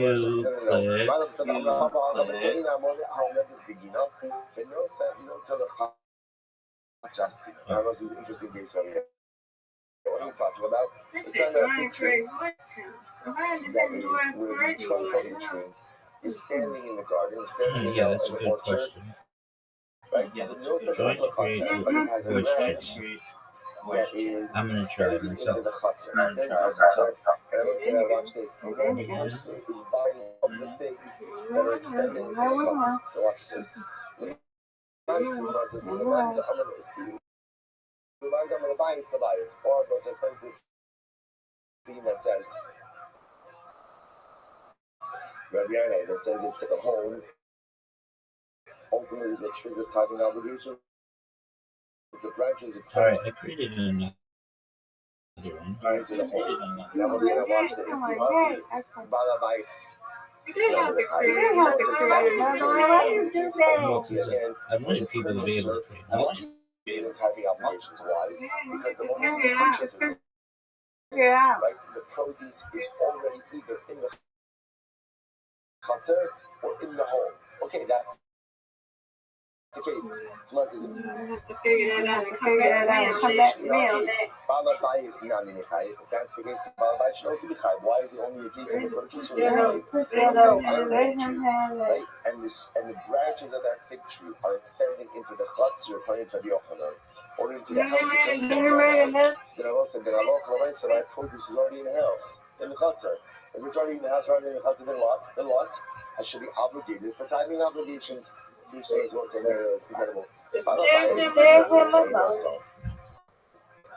Abayis will say, has his, I like both of them. I'm the owner of that fig tree. I'm not focused on the location of a particular branch, but rather I'm focused, for again, if my purpose is, this produce is outside of my home, this produce is outside of my home. On the flip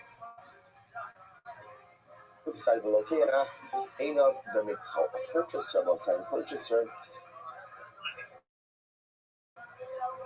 his mind is focused on that which he is purchasing. So for him, he's focused on the figs that are on the branch, which is in the house or which is in the chutzner. So therefore for him, that's what he's focused on.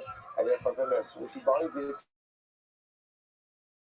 ultimately again the tithing obligation is triggered. Incredible. So what's interesting is as follows, which is that the idea here that the Gemara is highlighting here is just produce. The act of the produce becomes subject to tithing obligations.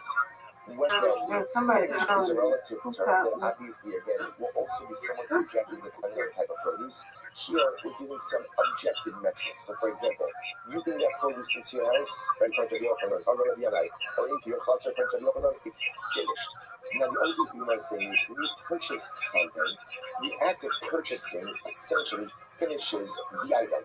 So that when you purchase something, for example, I'm purchasing grapes. The reason I'm purchasing grapes is because I want to make wine, but the act of purchasing itself makes it as if the object is finished and triggers tithing obligations. Like you know, suggesting. Is that even a question? Is that true? Is that true? That when you purchase something, that so to speak makes the item finished, that now goes ahead and triggers tithing obligations? So let's listen to this.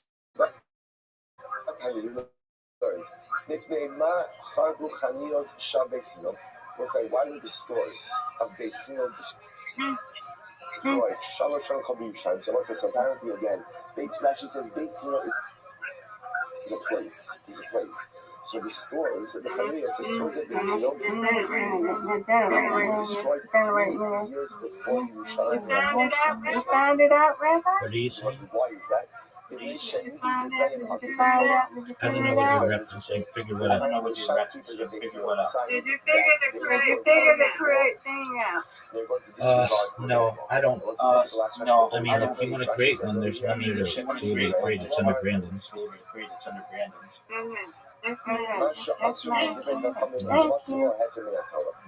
You just got that. But we're not going to be bound. We're not going to be caught up with the rabbis. Brandon's in that one.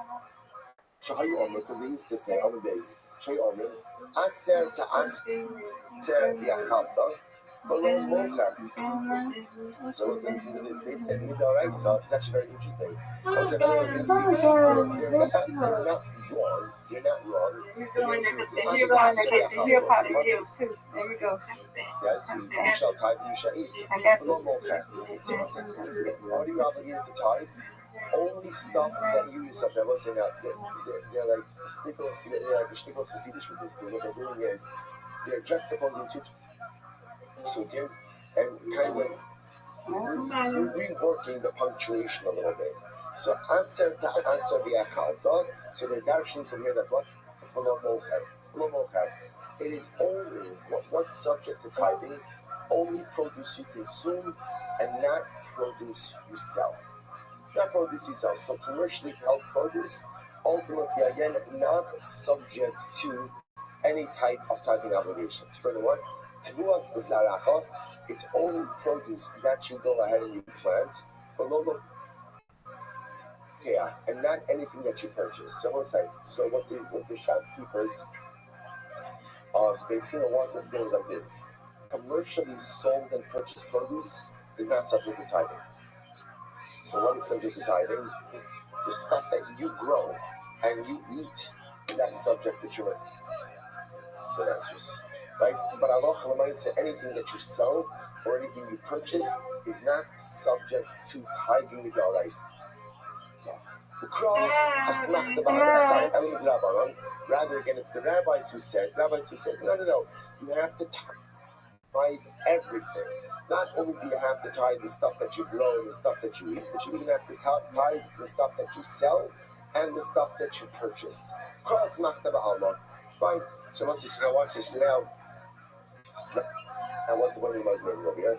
So let's say, so interestingly enough, you see from the halacha l'maisa that it seems to be that midda oraisa, purchasing produce, is not subject to tithing.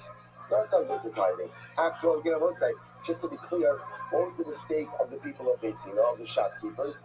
It's not their drasha that was mistaken. It was their disregard for rabbinic law that was problematic. So the Gemara says,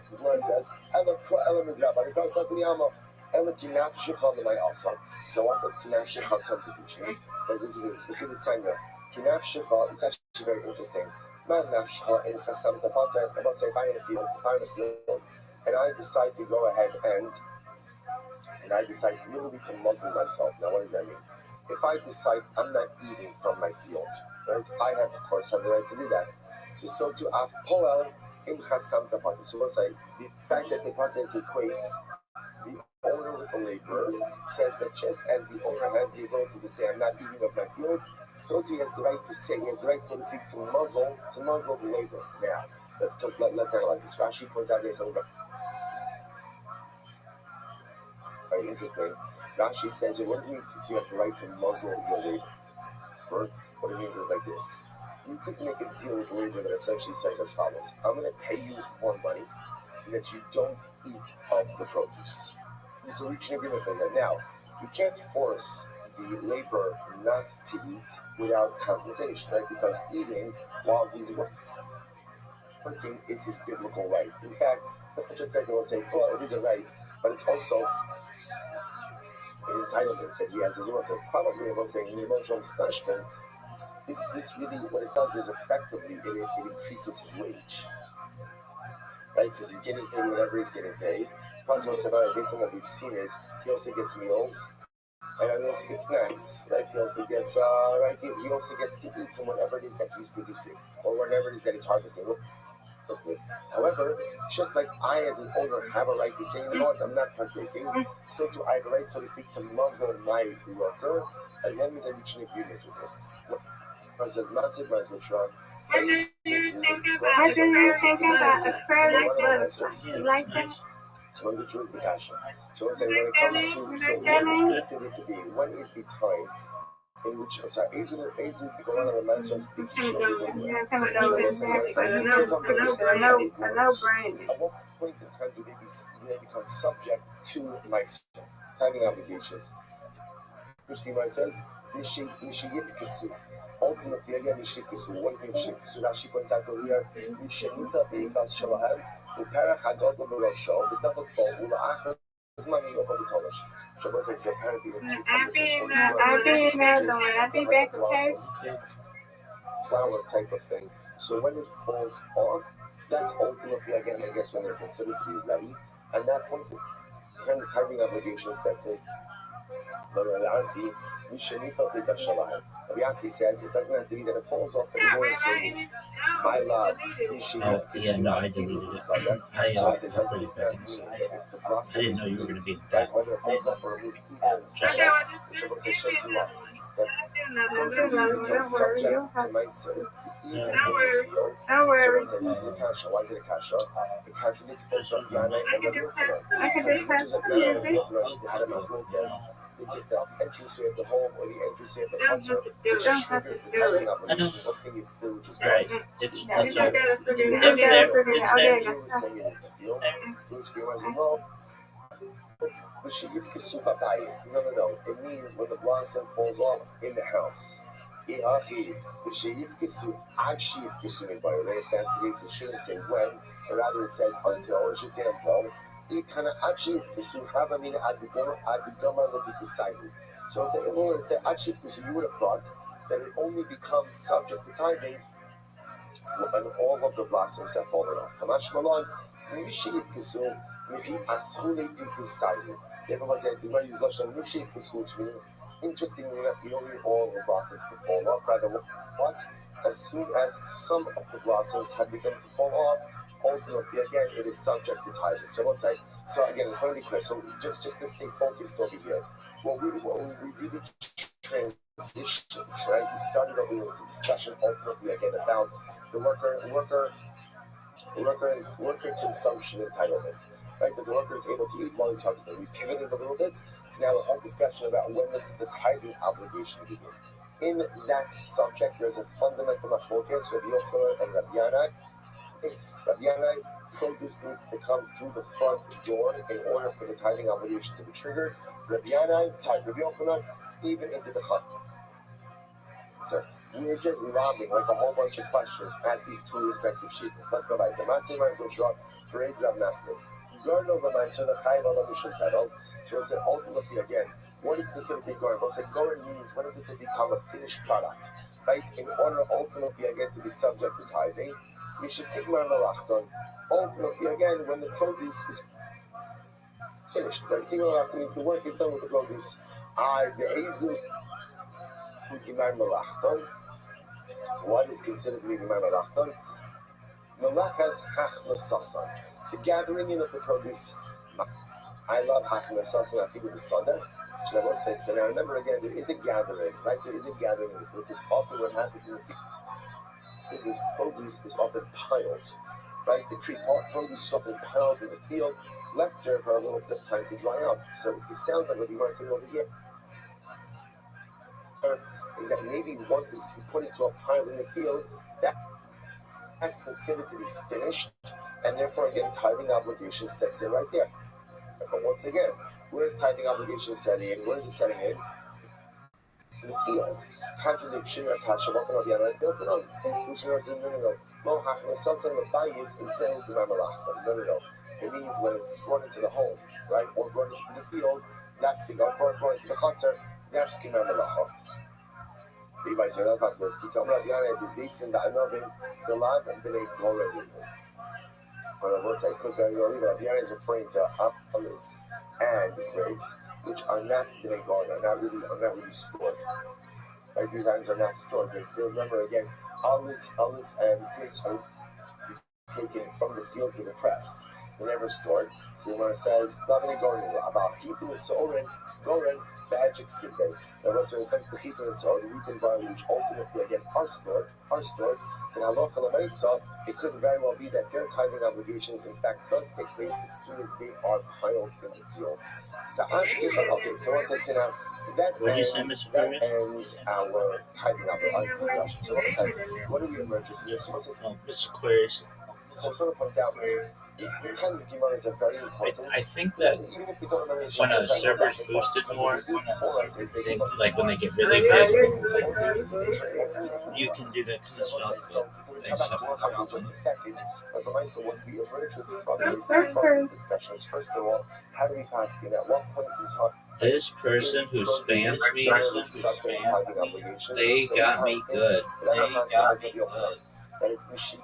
They got me doesn't good. even have to come into the bias. Rather, once it comes into my heart, into my courtyard. So now you know when people ask, why don't you allow people to talk in here? Types of produce that are considered to be Now you know why. so as we get origins, for example, grapes, which is often piled in the field and then left to dry out. Once it's in a pile, it's done.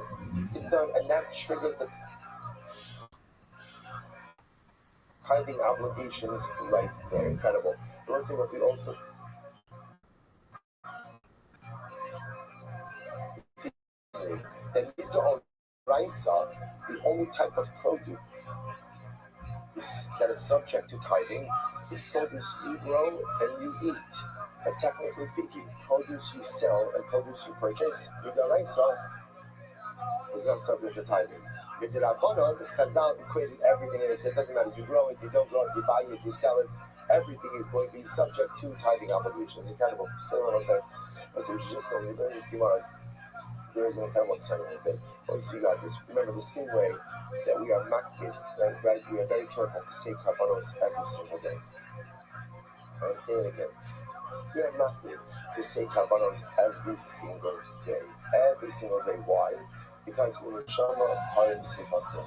Because in the absence of a Beis HaMikdash, where we don't get to have the opportunity to say Kabbalos, Chazal tell us that the recitation of Kabbalos is tantamount to the actual reading of the Kabbalah. So I will say, by the way, it's going to sound strange, to in a certain way, saying of Kabbalas is even more powerful than reading Kabbalas. Why? Because I will say, if Halacha I said today, you decide, you know, listen to this in English, and you decide, you know what, I want to bring a carbon toga. You can't, right? There are certain Kabbalos you can't bring unless there's an obligation that triggers their bringing. Other Kabbalos you can bring even on a voluntary level. So I say, but yet, when you say Kabbalos, you can say all of the Kabbalos every single day. And ultimately, it says if you brought them. So I say, same thing when you learn about Shumas, when you learn about tithing obligations. So all is true. That these tithing obligations only devolve upon the produce of Eretz Yisrael. So I don't have the ability. I go to some market and I buy produce, and then I bring it home. There's no Shumas of Eretz Yisrael. Tomorrow's it says if we take many Shumas and Eretz Yisrael, so just feel beauty in this. And these you might as well say for those couple of moments when you say this in Eretz Yisrael. You can delete it and walk it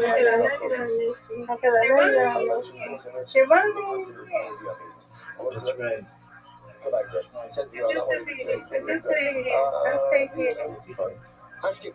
Okay, so we'll say back to workers. I'm deleting all these spams and just taking it. I now learned the halacha. We'll say a part of the I now know what's the concept that when a worker is working in a field, he's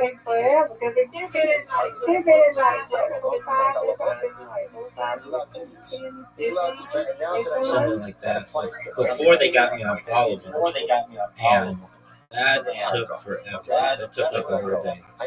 And I thought I closed them all off, but there's not a really great way to know. And so, he can't put it in his see, they got me on a few of them. He can't stop on the grave. So what else can he do? No salt. What else can't he do? Achilagasa, can't overeat. Okay, so now I know that. What else? So again, everybody's like, well, I want to type something. Okay. Send me a message if you want. I'm going to be now, where do I know that from? That's a public and I'm going to keep putting a low feature up.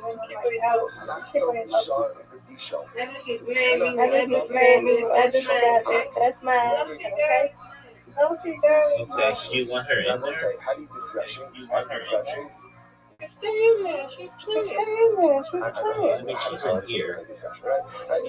here. No. Oh, okay, good. Okay, that's what I want. Okay, that's what I want. There's something in there playing music. You take the ox with his right the cow, and it literally steps on the I'm already music in there. separates again each from the child. I'm staying with her. I like It is, Torah says you can't I already marked my territory. detached produce. So Must yours is be like very two paradigms. I know that a worker is allowed to eat from attached produce, and that a shar is allowed to eat from detached produce. All the tellers, I don't know, my worker is detached produce, and he is allowed to eat while he's working as well. So it's a kavachol of the shar. It's kavachol from the shar. So shar, which is not permitted to eat from attached produce, is permitted to eat from the attached produce. Who's able to eat from a chomer, he certainly can eat from talash, which is the chomer. So the Gemara says it's not a good one. So I want to say shar is different. Why? You can't muzzle your shar. Yet, so you don't say you can muzzle your worker. Whenever again, say let's qualify. What do you mean you can muzzle your worker? What does that mean? What does that mean? You can pay him off not to eat. Not to eat, to eat. So there is the ability to muzzle your worker, so to speak, but you can't muzzle your shar. 1 second. Why don't we say that you can't muzzle your worker based on the Kabachomer? Shar. What's the Kabachomer? So we'll say a shar, you are not mechuyev to go ahead and sustain your shar. So we'll say there is no obligation to literally again sustain your shar. Right? We'll say if you see a shar, right? If you see a shar, right, and you see the shar struggling, I don't mean like a shar struggling underneath his brother, but I see whatever you see, a shar. You don't have an obligation to go out of your way to sustain a shar, but yet, I'm sorry. So a shar that you have no obligation to go ahead and be mechaya and sustain a shar, but yet you have a prohibition to muzzle him.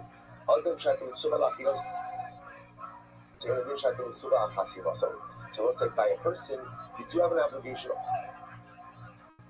This is incredible. This is incredible. Let's say, where is the obligation to go ahead and be mechaya and sustain your brother? Okay, well, I said, I'm not going to leave it. You're not going to leave this kids when they go to show. Where is it? Yesterday's parasha. Right? Mechai achicha imach. They'll say, yeah, we're going to have one of those days where you're like, I'm not sure exactly why I'm doing this. Right? Maybe you didn't find the serious of shivas and that's just something that, and maybe you might want to look at it for yourself. You know, like maybe I should be doing something different, paying a bit more attention. And then what happens once it goes wrong? He says, no, I love you right who you are. I love you exactly what you're doing. This is absolutely fantastic. So I say, how can it be that in a 7.5-year cycle, there's a Gemara that references a pasuk that we literally read yesterday? Could have been a week, 2 weeks ago. Is this on? This is incredible. You can make up a lot of stuff in life. You can't make up a dafyomi second timing thing, where a pasuk from Parshas Bahar shows up towards the end of. Okay, fine. Whatever. I'll do magic show next time. The jungle fire. I got you guys. It's like exactly. Let's look at this. So he says, "Amakram kinaf shacham, ma'anav shalkin chasamta potter." So let's say just like ultimately again, like the owner himself. If he muzzles himself, remember again, the owner can choose not to eat. Apon chasamta potter. Okay. The ala adam the talush kinaf. So let's say now ultimately again. So how do I know Adam Talish? So now we know, and this is what we spent pretty much all of a good part of Pei Zayin on the base and the beginning of Pei Ches on the Aleph, literally Pei Zayin on the base, focusing on this idea that a worker is allowed to eat attached produce. So I'm going to say now transitioning. How do I know that a worker, if he's working with detached produce, let's say you're going to hire a worker, the field is harvested, he's working with stuff. For that matter, you want to say the thing is, the grapes were harvested. Right? The grapes are off. So now let's say he's transporting the grapes to somewhere else. How do I know that even though he's working with detached produce, he's allowed to eat? How do I know that other metalish minolan? Amikra, kama, beis pama. Let's say the Torah uses the word kama. Right? 2 times.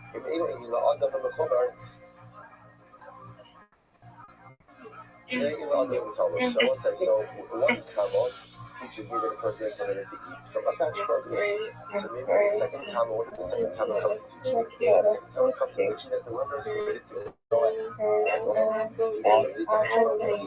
Rabbi Ami Adam Talmud Tzarech Kra. Rabbi Ami says that you don't need a pasuk to teach you Adam Talmud that a worker is permitted to eat detached produce. That's true. Watch this.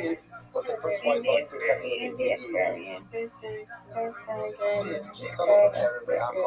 So let's say the pasuk says when you come into the vineyard of your friends, what do you do? This is the pasuk.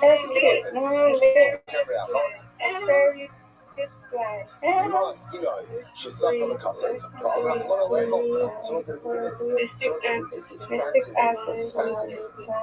So the pasuk says, "Some of the camera says, if I hire a worker in my vineyard." Boy, like this apple. That is cute. So we'll say it's so interesting. We presuppose that what is the pasuk talking about? Why is the worker there? Why is the worker there? Right? Why is the worker there? What is he doing?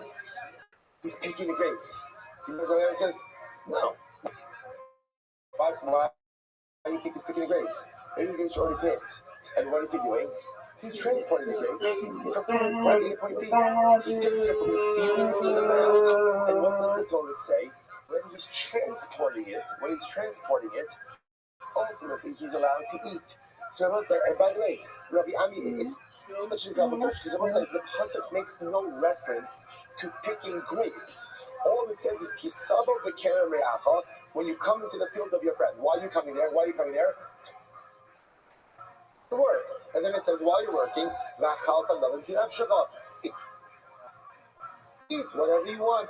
It makes no reference to picking. It says, Rabbi Ami, that whether you're picking or you're transferring, I will say, by the way, it's such a Moshe Haskell. What's the Moshe Haskell? I will say, I don't know, at least I would have, automatically assume the pasuk is talking about harvesting.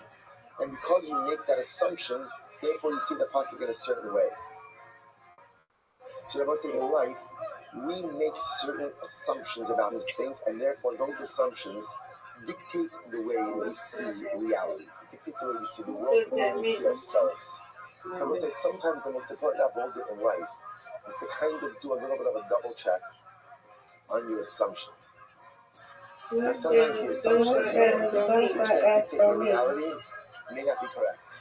If I'm operating with wrong assumptions, my reality is skewed as well.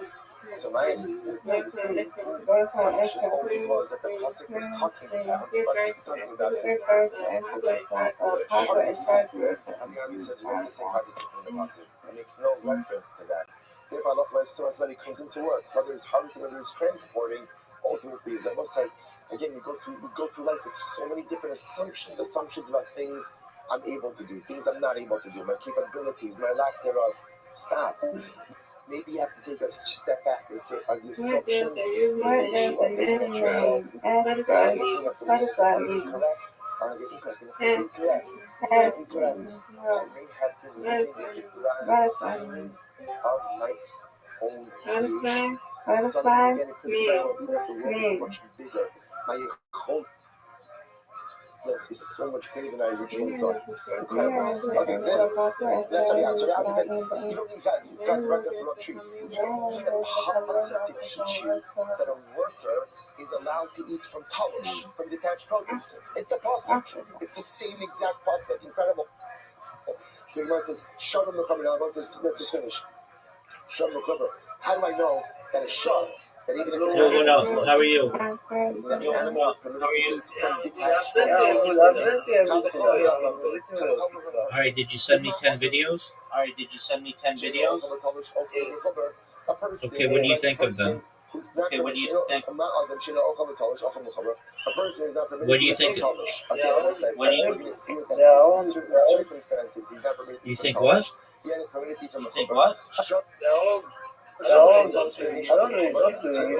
I don't choose them. It's your own art.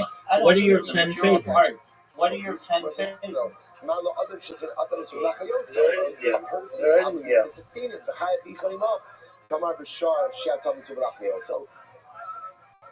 A shar, you're not obligated to sustain him. Well, now you're going to put them on your YouTube channel, and you're going to put them on your Instagram. You're going to put them on your TikTok. Does that make sense to you?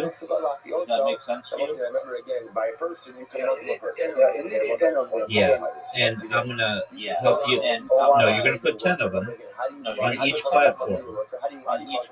I will send you an example in a moment of what you want it to look like. So you can, so to speak, you could financially pay him off so it doesn't work. Fine. So the Gemara says, so you can. I'm sorry. What did you say? What did you say?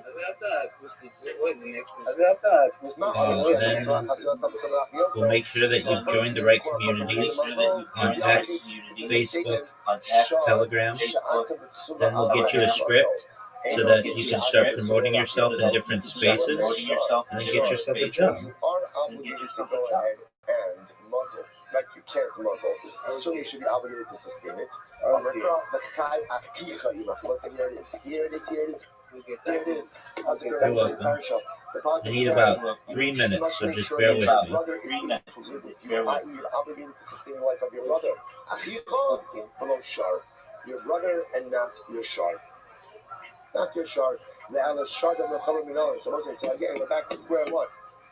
We'll say, so remember again, here's the good news. Let's not focus on what we don't have. Let's focus on what we do have. What do I have? I know that a worker could eat by mechuber and by talush. That's what I know. I know that a shard could consume by talush, by detached. What am I missing? What am I missing?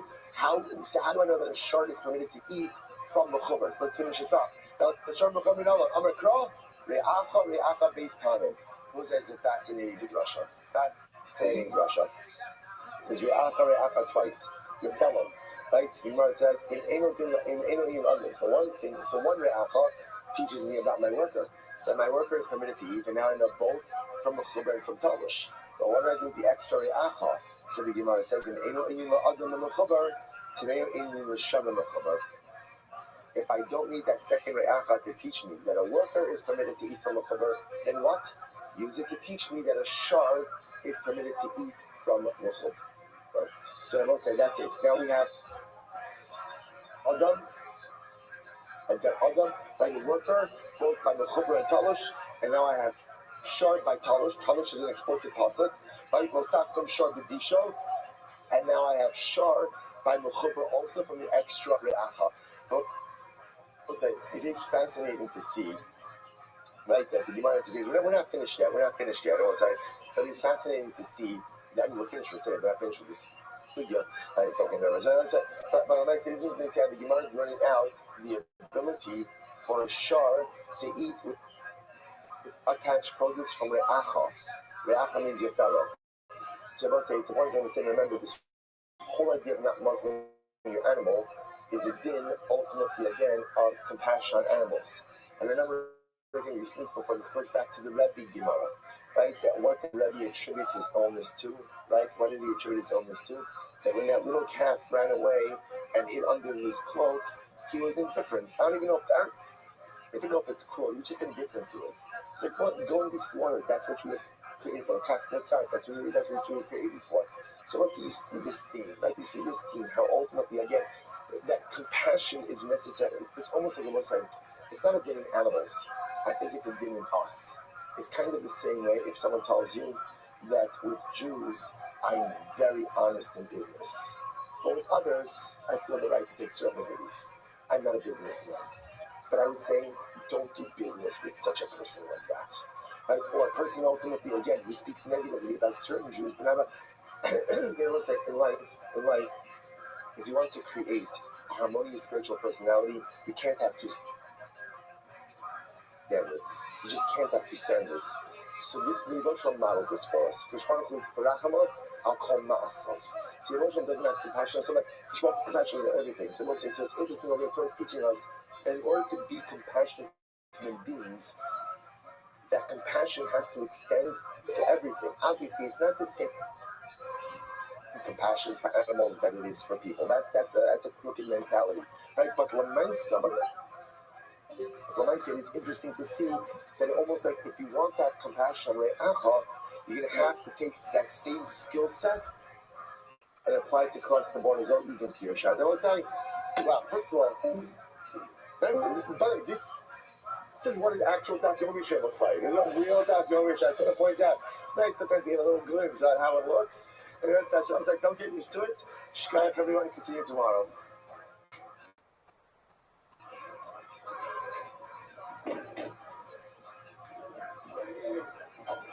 right, have a great day, everyone.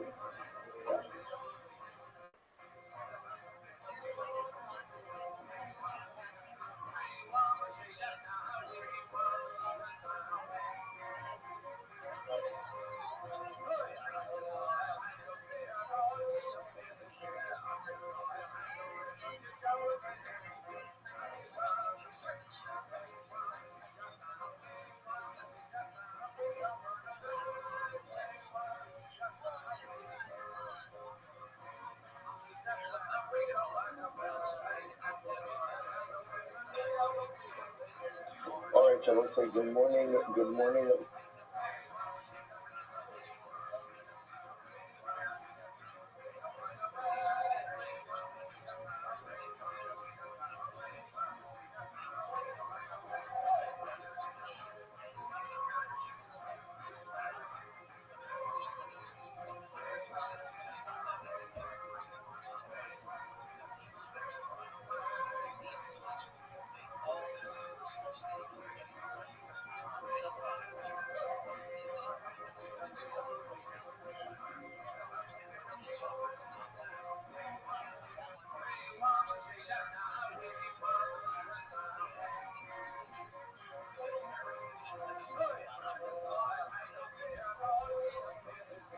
Let us begin. Begin by thanking all of our sponsors for this morning's share. Thank our Tanakh Torah sponsor for the month of Nisan, Savings and Weekend, for dedicating all the Shemon Drushers this month to show that our cars are close to Hashem, all of his Nisan and the flows. Now,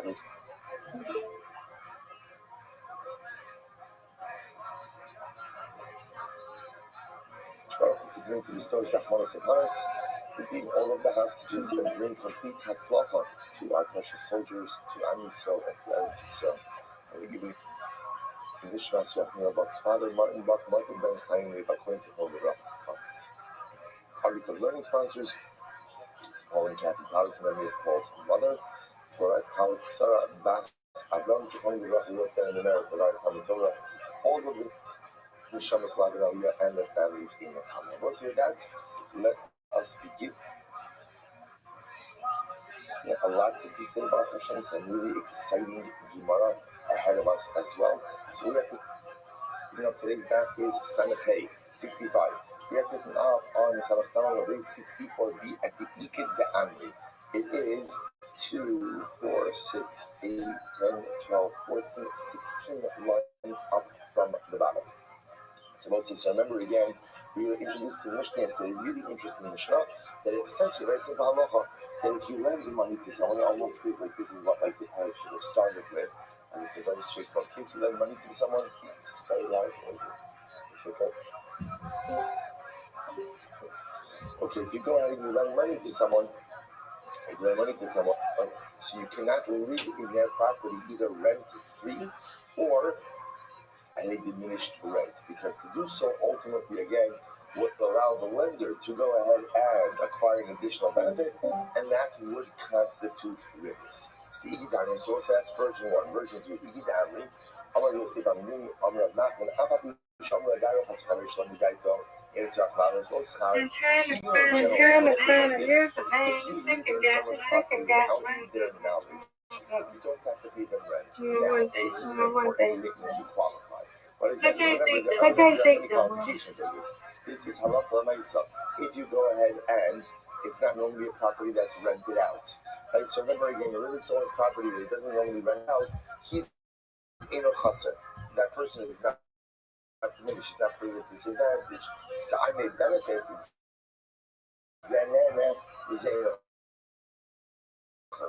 That's how that is permitted. Alaveni, the Darbe Chatzini, Sarach Lalos, Lahalos Los Chai. Let's say, for example, if I go to Ruben says, hey, Silver, lend me $10,000, and if you do so, you can live in my property rent-free, then that is awesome. That is awesome. I will say, if you think about it, it's logical. Why is it awesome? That's ribbis. That's ribbis. I will say that I just want to be clear. If I live paying $10,000 and you're going says you can live in my home rent free, and every month, we'll finish the principal by the amount of the rent. That's fine. Right? That's just another form of repayment. The issue over here is that everything's been paid to the $10,000. Plus, I'm getting the benefit of that's what we discussed. And I've been here paying the rent to the loan. In version 1, I rent within $10,000. Right, I started living in his house. In 2, there was an explicit stipulation. Where they said, and in the interim, you can live in my house rent free. So version 2 didn't explicit stipulation. So the one who subscribes to version 1 certainly, and that is problematic, certainly agrees that version 2 is problematic. Because version 2, if version 1, where there is no explicit stipulation, is going to be riddis. So certainly version 2, where there is an explicit stipulation, is going to be riddis. So that the one who subscribes to version 2, where there's an explicit stipulation, he said that's riddis, but version 1 wouldn't be a problem of riddis. My time is the reason. Always pay less than that. Let's say, see, in version 1, since the loan was not made with the intention of the free rent, therefore, it doesn't serve as a problem. See, in version 1, I lent him in $10,000, okay? Then whatever. The next day, a week later, a month later, I begin to utilize his property rent-free. So according to version, right, the remind them of version 2, we see that according to that, version 1 is not a problem. Why? Because it was never part of the stipulation. It was not part of the transaction. So therefore, again, it does not constitute riddis. I will say, perhaps we don't pass him that way. We pass him that again, even if the free rent was not part of the transaction, it's still problematic. It's still problematic because anytime you are getting an additional benefit, in addition to the payment of your principal, whether or not it was stipulated or not, but it's clear or it's possible that in some way that additional benefit is related to what? The fact that I lent someone money, that's riddis. That's yours. So also, this is actually a very important piece. Again, as you mentioned, if maybe we're sure we'll take some opportunity to do some different riddis cases. So what this means is as follows. If you lend someone money, you have to be very careful about getting favors from that person. Because those, again, even though it's not like I lent you $1,000, I walk over, so we can buy a cup of sugar. I lent that $1,000 I went to, right? Obviously, it's not like that. But just in general, there's a concern someone money, any additional favors that you get from that person may carry a problem of riddis. So just something to keep in mind. Anyway, let's go back there. Rabbi Yosef Bar Chama, so it's an interesting case here. Rabbi Yosef Bar Chama, talking about the inchi, the masik v'luzuzi, v'avu b'lavita. So Rabbi Yosef Bar Chama lent money to someone. And he lent money to someone, and what happened? And he lent money to Ruvain. Then afterwards, he seized Ruvain's. This is a strong word. He took Ruvain's Abed and took Ruvain's Abed to his house, to Rabbi Yosef's house, to do work for him. I want to Rabbi Bray. So Rabbi Yosef's son said to him, "My time of Marhafi, why did you conduct yourself this way?" So to which Rabbi Yosef responded, because I will say again, it appears like read this, right? Rabbi Yosef lent Ruvain money, and then Rabbi Yosef afterwards goes and takes Ruvain's Abed to do work in Rabbi Yosef's house. So Rabbi Yosef's son says, that's it, all right? Manishkana, what's going on over here? How are you able to do this? This should be riddis. So the Gemara says, Amalei, Amak Rav Nachman Svirle, Ahmed look Rav Nachman. What does Rav Nachman say? Rav Nachman, Avda Nuhum Trese Lo Shavi. An Eved usually isn't worth the value of filling his stomach. I was going to say, what this means is most Avad underperform. Right? They're lost leaders. They underperform. So therefore, again, an Eved is usually never working for his keep. So therefore, again, he's underperforming by moving anyway. I just took him to my house to do some work because at least if I take him to my house, what am I going to do? I'm going to feed him. So in fact, I'm saving Ruben some money because generally on any given day, an Eved doesn't even generate enough income to pay for himself. So like this, I took the Eved, I'm feeding him, I'm not causing Reuben any kind of loss. So Rabbi said, the Gemara says, so Amalei Eno de Amrav Nachman, Ki Gom Dori Avdei, the Markid Bekuvi. So what it says, so maybe when Rav Nachman said that he was talking about a servant like his servant Dari. So what it says, this servant was an interesting guy. So Dari, apparently, he wasn't so into work. Right? A lot of people like that. He just wasn't so into work. So what would he do? But he had an incredible talent. He was a good dancer. He would go to the local tavern and he would dance for drinks. Right? He would do a little dance and people would buy him up. Alachayim. So maybe what Rav Nachman was saying was talking about his own Eved experience. However, again, the Gemara says, Achrini, mi amar, but we think Rav Nachman was just making like a sweeping statement about all Avadim. That seems to be improbable.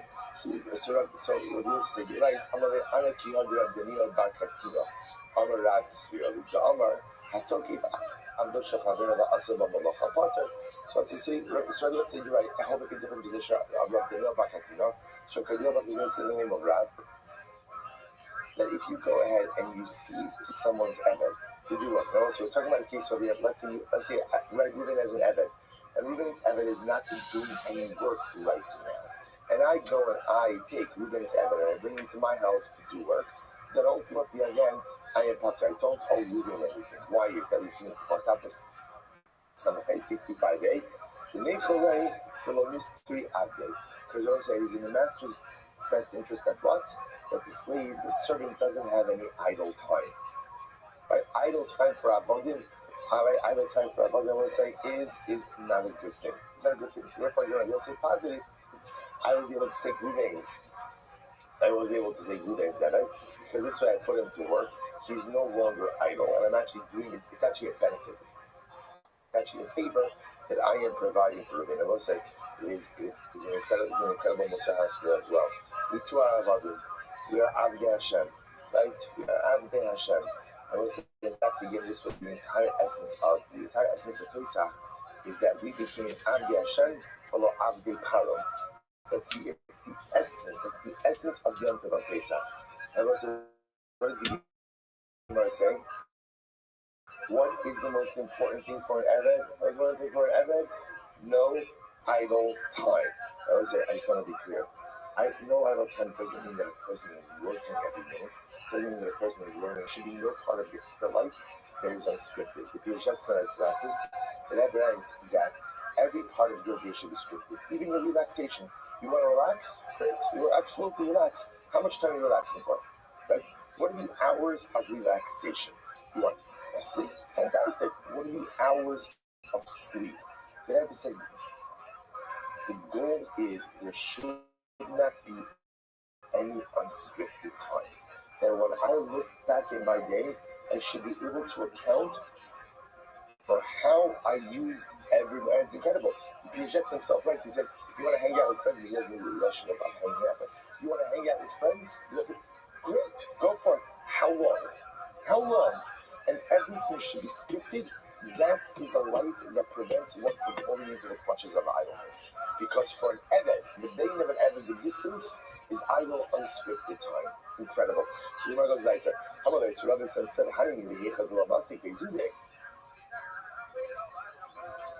Rabbi said, here's the problem. Here's the problem. He said, Father, that's fine. In other words, yeah. So you can take someone's Eved and do work with him in order not to keep him idle. But Lamaisa, here's the problem. Father, you lent money to Reuven. You lent money to Reuven.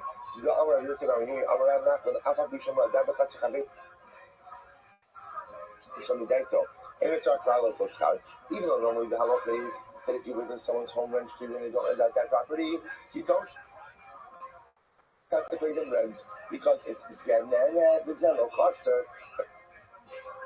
I am benefiting and the owner is not losing anything. However, now let's say if you lend someone money, then no, you can't live in their property rent-free. Why? Because you are getting an additional benefit as a result of the loan. So remember again, what is Rabbi telling his father, Rabbi Yosef? Father, you might be right.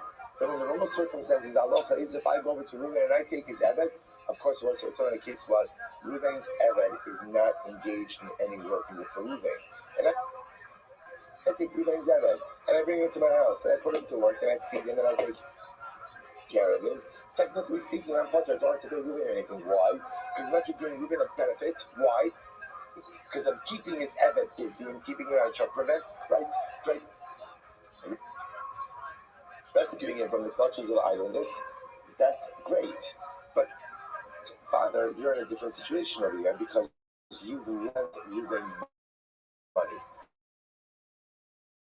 And remember, when you've lent someone money, you have to be careful about getting any other benefit from them because that benefit can be construed as ribbis. And there are 5 acts of taking the eved and bringing him to your house to do work.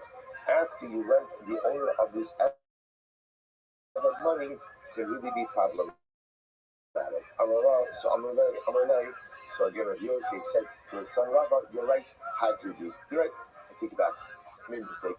Hadribi, literally I've changed my head and utilize the eved anymore. So I was like, what a profound Moshe Haskell. Those words, Hadribi, sometimes are the hardest words to utter. Hadribi, I changed my mind. You are right, I take it back. I once said the God will somebody so safe. This is a father to his son. And sometimes it's very hard for a father to admit that he was wrong, right, to his child. And here again, you see that Yosef admitting to Rabbi Hadribi. Yosef's humility that we needed in life to be able to accept I made a mistake. Right? Again, son pointed out to him in a very respectful way that he erred in a matter of halacha, and the father accepted the Musar. It was beautiful Musar. Incredible. Rabbi, Haiman Damasik Zuzi, Jodise Mechabed. What's the interesting case over here? So let's say I lent Reuven money. And I will say the case in question over here is I lent him money and I lent him with ribbis. I engaged illegally in an interest transaction.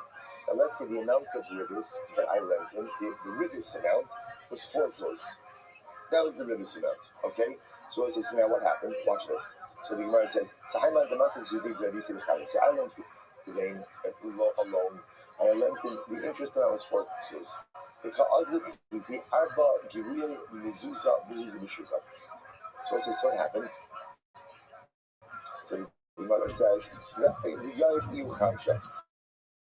what happened?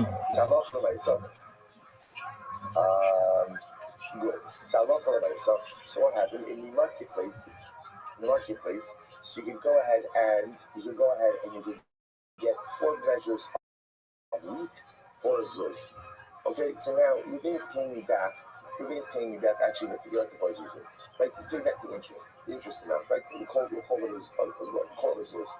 So what happens? Now he's paying the interest in wheat. So normally, the way the marketplace works is you get 4 measures of wheat, 4 zuz. Okay, so now he's paying me a zuz of interest, but instead he decides Reuven gives me 5 measures of wheat for the interest. Okay, so the interest amount would have normally been 4 measures of wheat. He gives me 5 measures of wheat. All right. We'll say, so now, obviously, a ribbis transaction is illegal. As we're going to see again, Din does get involved. We extract ribbis. When ribbis has been given, so the legal system kind of is activated and ribbis is clawed back. So now what's the shayla over here? What's the shayla? The shayla is when we claw back, in this case over here. The ribbis was only 4 measures of wheat. Reuven gave me 5 measures of wheat. So what does Allah claw back? So listen to this. So Allah only claws back for Reuven 4 measures in Gabay. You want to say that 5th measure? That was something that Reuven threw. In other words, that's not the ribbis. That's interesting. The Gemara doesn't call it a gift, which is interesting. But that's essentially how the halacha is treating it. Like Reuven just gave me a cheaper wheat, or he gave me wheat at a cheaper rate. So it's interesting. When we claw back the ribbis, we only claw back the actual ribbis amount itself. Any amounts above and beyond the stipulated witness, essentially the halacha doesn't get involved with. Very interesting. Another case, Rabbi. Complicated with Rabbi Amar. Kamisha Makina Mine, the main car of the Thomas for Lisa Asayote. So that's Abai. So Abai says we only claw back 4. Rabbi says, what are you talking about? We claw back all 5. All 5. Why is the additional money being given? Why is it being given? Ribis. If it's ribis, claw back. Claw back. But Ruben paid extra ribis. It doesn't matter. Any additional amounts that are being given the Torah's ribis. And therefore claw it all back. Next case. That's case 1. So not only is Abai Rava. It was like you asking like Rava. Like in that case, we claw everything back. Any additional amounts are going to get clawed back as ribis. Next, I'm Rabbi. So let's say now watch this. This is the first case, right? So now what happens? I'm in the same case. I'm lending Ruben money. In this case over here, is what we call ribis ketsusa. This goes back to, when did we start this? No, this was second day of last days. This was last day under Achron Shapesach. Ribis ketsusa, right? Ribis ketsusa is a defined amount of ribis. This is classic ribis. Like classic ribis is, I'm lending Ruben $1,000. Pay me back $1,200. Right? Established, defined, predefined ribis. So as I said, in this case over here, I lend Ruben money. And again, we have ribis ketsusa. He's got to pay me back 4 zuz. That's halacha, 4 zuz. The what happened? Ruben gave me a cloak as the ribis payment. That's what he did. So he didn't give me 4 zuz. He gave me a cloak. So what's interesting? Rabbi says when we extract the ribis, so what's that? So now the cloak may be worth 4 zuz, maybe worth more than 4 zuz. The point over here that Rabbi makes is when we claw back the ribis, what do we claw back? Not the cloak. We just claw back 4 zuz. In other words, I will say you see this theme over here in Rabbi. Rabbi essentially says when you have stipulated ribis, the clawback is for the stipulated ribis. That's it. The borrower chooses to give something more or a different item. We're not getting into this. You made a ribis transaction. You know exactly how much the ribis is. That is the amount that lender is obligated to give back to borrower. So now in this case over here, we can pay me back with a cloak. I keep the cloak, give back the 4 zuz. Rabbi says no. Absolutely not. You have to give back the cloak. My time, what's the reason? I'll say it's very simple. The halacha can't let me keep the cloak. Why? Because that cloak is going to be identified as what? A ribis cloak. And on both sides, you can't have me walking around town with a ribis cloak. Right? Why? Because people are going to think that it's permitted to charge you interest. So I said, it's similar to this idea that even like if the father dies, and let's say his father stole, father dies, children inherit the object. Technically speaking, children are not obligated to give back the stolen property of their father, unless of course what? The object is extant, because then people will say, it is in the cloak. If I got this cloak as an interest payment, why? Because it's a cloak of ribis. And if you're walking around town, people are going to say, Silver's wearing a ribis cloak. All right, next case, what was it? By the way, once again, you pass like love in that case as well. Give back the cloak. Give back the cloak. So once I say, see this theme over here, whatever you are getting as a ribis payment, give it back. Give it back. Next, I'm a Rabbi. I'm going to say, Tracer, Zuzi, Dirbi, say the fabric. Va'agar le'chatzer, the miskira basara, va'agar le'hila the tracer. So once again, listen to this. Interesting thing. Right? I learned 12 zuz. Okay? Everyone say, sorry. No, 12 zuz of interest. Okay, I lend 12 zuz of interest. Everyone say, now watch this. Now, in return, what Ruben does is, he rents me a chatzer. That would normally be rented out for 10 zuz. But we agreed that the rental amount essentially would be 12. So essentially what I'm doing is I'm getting the interest payment in the form of a rental. He's renting his property. Now, what he said, now, the way this is working is, but the rental price is inflated a little bit, right? So in other words, normally the rental price would be 10, but it's inflated a bit to be 12 zuz to satisfy the interest payment. Okay. So let's say now what happens? I will say now, the way this works is I already lived in the chatzar, so I got the interest benefit. Now Basin comes along and says give back the interest benefit to the borrower. So watch this. So I will say, so now here's what's interesting. When there's a clawback, what's the clawback amount for? What's the clawback amount for? 12 zuz. Because that was the stipulated amount of interest. So I'm going to go to the no. Ki agra hechid the hakamishtar shili. Hashtag the lomishtar shili. Ki the agri kuli almahu. So let's listen to this. So I should be able to say like this. I don't have to pay 10 zuz. At most, what should I have to pay? Sorry, I don't have to pay 12 zuz. What should I have to pay? 10 zuz. Because 10 zuz is the real value of the rental. But in other words, I could say I was willing to accept the value as 12 zuz because essentially it's free money. So the big interest is fine. Normally rental will be worth 10 zuz. I'll accept it as 12 zuz because again, that's what we agreed upon. But now if you're clawing back money from me, why should you claw back 12 zuz? And those who should claw back 10 zuz because that's the actual value of the rental.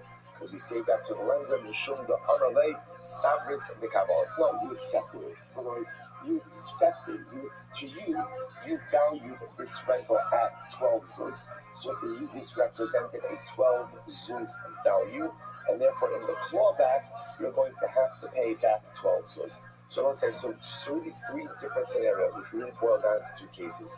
Number 1, I will say, whatever you get for ribbis, that's what you give back. So again, you're only supposed to get, 4 measures of wheat, you got 5, you give back 5. You got 4 zuz, but the borrower gave you a cloak, you give back the cloak.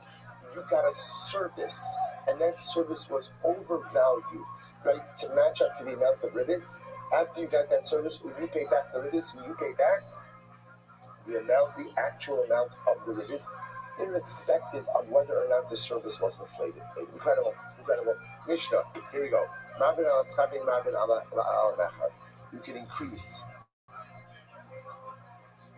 You can increase the amount for schar, for really essentially a rental, but not for a sale. What's the case over here?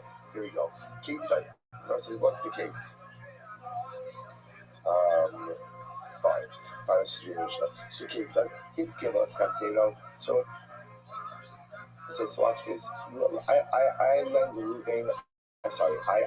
Ruvain my field. V'amarlo, and I say to Ruvain, let's listen to this case. V'amarlo, in the Akshav Atanos, Halibulocha be'esfer slime. So I say, Ruvain, listen, if you agree to pay rent up front for the year, so I'll charge you 10 slime. 10 slime, the shana,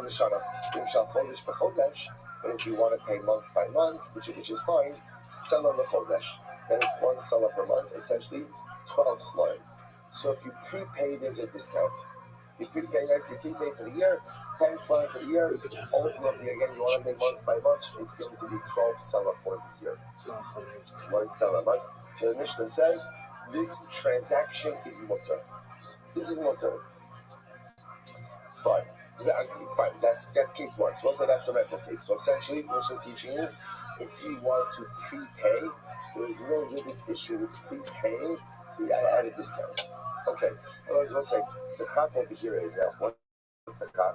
The chap is you don't look at this transaction as well, since you're making me wait for my money, therefore I'm charging you more. Right? That's it. You can look at it. Remember again, one second. What is ribbis? All of ribbis comes down to one phrase, right? Klala derivisa agar natalei aser. Like any time that you get charged more, because the lender has to wait for his money. That's called ribis and it's asur. So I will say, so the chiddush of the Mishnah is, even though again, if you pay me now, it's 10 slime, but if you pay me month by month, it's going to be 12 slime. That's not called ribis. That's not called getting charged more to have to wait for your money. Now, you don't read that. Sounds like getting charged more because I have to wait for my money. We'll see why it's more in just a moment. On the other hand, Makar lo esadelu, va'amar lo ime achshav atan lo sili, harihu shalcha be'alazuz. In the Goren, B'shnei Ma'asar Mana Asar. On the other hand, I was like, I'm selling my field to Ruvain. I say, Ruvain, if you pay me full amount right now, 1,000 zuz. But if he's going to be delayed payment, now literally it means if we have to wait for the threshing season. In other words, if you're going to pay me over time, or you're going to pay me at a later date, then it's going to be 1,200 zuz. That's Asar. That's Asar. So I don't say, so it sounds like same transaction, yet by a rental it's mutter, and by a sale it's Asar. Alright. So here we go. So Maishna Seifa, I want to ask the obvious question. So what's the difference we'll say? So why is it again in the rental case, if you prepay the year of the rental and you get at a discount, that's more fair. Even though if I pay month by month, it's going to be more. But yet by a sale, if you pay everything right now, I'll give it to you for 1,000 zuz. Payment later on 1,200 zuz is asr. What's the pshat? So the Gemara says, Rabbi Yossi don't have value. Sirus. So everyone says it's very interesting. The way rentals work, I will say, is technically speaking, at least from halacha, a rental is only payable at the end of the rental. In other words, when you rent something, and this is actually very interesting, the halacha says the rental amount is only due after you've been given the service. So it's interesting. So in other words, I think we used to kind of think like rent is due on the first of the month, you pay for the month ahead. That the halacha says that's not the way it works. Once you get the service, then you're obligated to pay. So technically speaking, a rental is only due at the end. I must say whether that's the end of every month or if that's the end of the year. The point of the year is there's no such thing as prepaying for a rental. So therefore, again, watch this. The high, even the lamat is money with mikveh, lav agar notale. So mashu, lav agar not mashule. The hachi shavla. So listen to this. So therefore, in case the same we're going to do this, you don't owe me any money now. You don't owe me any money now at all, right? Because the rental is only due at the end of the duration of the rental. So you don't owe me any money. Like the Haidika Amrale in the actual Atanosini, Haribu Lakabas or Slime, the Shana, Azudi who the Kamals of Gabe. I will say, you don't owe me anything. What I'm offering you is look, you owe me nothing, so you don't have to pay me at all. And therefore, again, when I tell you that it's one seller a month on one side, what does one seller a month represent? That's the actual value. That's the actual value. And what I'm offering you is the opportunity, ultimately, again, for a discount. I'm offering you a rent discount if you want it. So therefore, I'm going to say, so because the way rent works is that rent is only due at the end of the rental duration, monthly at the end of the year. And again, I'm telling you what the actual, but I'm offering you an opportunity for a discount. There's nothing wrong with it, but let's remember again, I'm not charging you more if you don't pay me up front. I'm charging you market if you don't pay me up. You don't have to pay me up front because that's not the way rentals work. Instead, what am I offering you? I'm offering you a discount if you want to prepay. That's not ribis. Ribis is only when you're charged more because you're not getting the money up front. That's not this case. Let's say if I inflated the rent, because at the end, even though rentals can be a little bit more objective than the sale of real estate. So if I inflated the rent, that's something else. But the nice assuming that I'm charging you regular market price, rental is not obligated until the end of the duration of the rental. And therefore, again, I'm not charging you any extra. Instead, I'm offering you the opportunity for a discount, and therefore that is permitted. Incredible. And that, by the way, that is halacha l'maisa. That is halacha l'maisa the way rentals work. At least, let's say, obviously, remember, the laws of ribis are fundamentally dictated also by market realities. So now, for example, in the rental market, the way it works now is that rentals are payable up front, then that can potentially change the dynamics of it. But let's just go to the right now. So let's go back to Seifa, Kiva Disvini. And let's say when it comes to Seifa, remember again, when it comes to a sale. So let's say how do sales work in halacha? So given the Zini, by the Mishkot and the Aksha, Aga Nachale, Aser. So let's say, so now remember again, let's say how does it work for the sale? How does it work for the sale? When you buy something, when do you give the money? Let's see, when do you give the money? Now, at the time of the sale. At the time of the sale, that's the way it works. I'm selling you something, give me my money. So let's say, so now, it's clear in that case, if you give me my money now, the amount is X. If you make me wait, it's X plus Y. So let's say, why is it X plus Y? Because you're making me wait for my money. What is that called? What is that called? That's called goodness. So let's say, so it's great. It's a very similar. So therefore, everything depends on each transaction.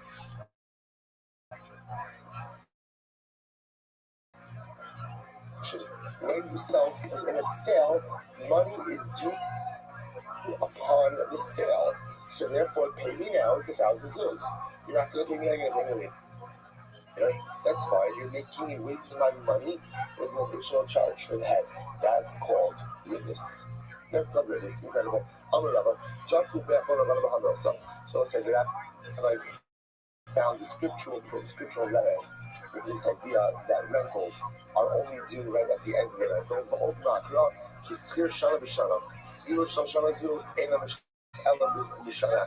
so let's bring up scriptural proof to this idea that at least biblically rentals will do at the end and not at the beginning. Here, Shana, like the rental of 1 year and another year. It shows that the rental for 1 year is only due the next year. It looks like, by the way, it's actually interesting, but it sounds like the rentals were done actually. It was a monthly amount, but due at the end of the sale. A rental, because it's only due at the end, therefore, again, you can offer a discount. You offer a discount because here, no problem. You want to pay regularly, pay regularly. That's fine. I'm offering you a discount that's more to a sale that's due now. To offer one amount now and a higher amount if you pay later, that is ribbis. Let's go back to in the door, Mishnema Samadash Aser. So let's listen to this. I'm not Nachman. So that's all. Tarsha Shari. Okay, now we'll say. Okay, here we go. So now we're getting into a little bit more of an in-depth sugya. It hasn't really been in-depth up until now, right? So now we're getting into a little more of an in-depth sugya of Tarsha. So Nachman says a Tarsha is mutter. Okay, so we'll say, what is Tarsha? Take a look at Rashi. Tarsha Shari. Rashi says, Limkar Schora Bahamtana, Yosa Midabeha, Oblavaj Lo Yifrosh Lo, in the Aksha, Harikulu Bakapos, and Limkar Stam the Kak Yom. So we'll say, watch this. So Nachman says like this. Tarsha means, I'm selling merchandise to Live at a higher price. Right, I'm selling at a higher price. So let's say it's actually like a little bit of a reverse future, right? Futures are normally at a discount. So this is I'm selling. You told me that yesterday. I'm actually selling this. I'm actually selling this at a higher price for later on. So what I'm saying, I'm telling you now, wheat, right? But we're locking in a higher price later on. Now, what's the comment about Parsha will say is. There is no mention of if you pay me now, I'll sell to you at a discount. Right? Rather, again, it's just like the second part, which is I'm selling you now the wheat, we're transacting wheat now to be delivered at some future date for a higher price. That's called the Tarsha. So the Gemara says, so Nachman says, and that is mutter. Alright, so the Gemara says, okay, let's analyze this. Esira Mother of Nachman, brother of Nachman. But 1 second, we simplify that. If you go ahead and you're selling something now, and if they pay one price now, it's a lower amount. I also know the fact over here is in this transaction, if the purchaser were to come now and offer me a lower amount, I would accept it. That's really inflated amount, but that's never articulated. So yes, you have to go on that. We just said in the Mishnah that if you do a sale like this, but it's one price now, it's also one price now. it's lower, and another price later on is higher, then that's usher. That's business. So Amalei Hasam Katzlei, Hakalo Katzlei. It's a very simple distinction. At the end of the day, in the Mishnah that was stipulated, in the Parsha case, it was stipulated. Otherwise, you won't say so. In the Mishnah's case, where it was explicitly stipulated, pay now one price, pay later a higher price, that's what it is. In the Parsha case, I simply go to it and I say, Ruben, I'm selling you wheat 2 years from now, right? 20 years from now for $1,000. So Ruben says, okay, if I pay you now $800, would that work? Sure, absolutely. But it's not part of the stipulation. So because it's not part of the stipulation, therefore, again, it is not in this scenario. Alright, Papa. Tarsha Didi Shari. So Papa says, my Tarsha is permitted. You have to take a look. Fine. Tarsha Didi Shari. My Tarsha is permitted. So essentially what's happening, we're going to see this Tarsha mechanism discussion about a contemporary price. The only time you get into Ribbis is essentially when there are two prices. One if you pay now, and one if you pay later. Because the only reason why there's a higher later price is because you're making it from my money. So essentially what Congress just says is, if I know you're not going to pay now, we just eliminate that current price and just lock in this transaction for the future price. And because there's only one future price, there's no ribbis. It's fascinating. Shabbat says, my Tarsha is permitted. Everyone say, what's Papa's Tarsha? Look at Rashi. Tarsha Didi Shari. Always says, Sheikhar tomorrow. So Papa was made date here. So I says, so what happened? So Umocher loan his man hazol, and he would go ahead and he would sell it during the time that it was cheap in Tishrei. Kishar Shabbat So he said, watch this. So Papa was made date beer. So the Chapa of Papa was like this. In Tishrei, date beer was cheap, and in Nisan, the prices went up. So what happens over here? So what happens? He would sell in Tishrei for Nisan prices. Right? He would sell in Tishrei for Nisan prices. So the Gemara said like this. So my timer. So what's the reason? So he says, so first of all, my beard never spoils. Zuzi don't sell it now, and I don't need the money right now. So I said the problem is that I don't need to sell beer in Tishrei. I don't need to sell it. So so now he's Papa's like this. She says at the end of the day, if you want to purchase beer from me, I don't need to sell it now. So I'm willing to wait until Nisan when the price goes up, and I'll sell then. If you want to buy from me now, that's fine. But I'm charging you Nisan prices. So I'm going to change this grade Rabbi like Papa. My cousin married to Azlis Basra. So is it Papa, why do you want to look at this transaction from your vantage point? Why don't you look at it ultimately again from the vantage point of the purchaser? Zil Basra Dikao. Diilo Havalo Zuzi. Havu Shakli Ki Hashta the Leslie Zuzi, Shakli Ki Kidlakane. From the purchaser, I say, watch this. You won't take yourself on these hours there. So Papa is selling here in Tishrei for Nisan prices. Yeah, listen, so why would anyone buy from Rav Papa? It's simple. What's the answer? Credit. Rav Papa was willing to sell on credit.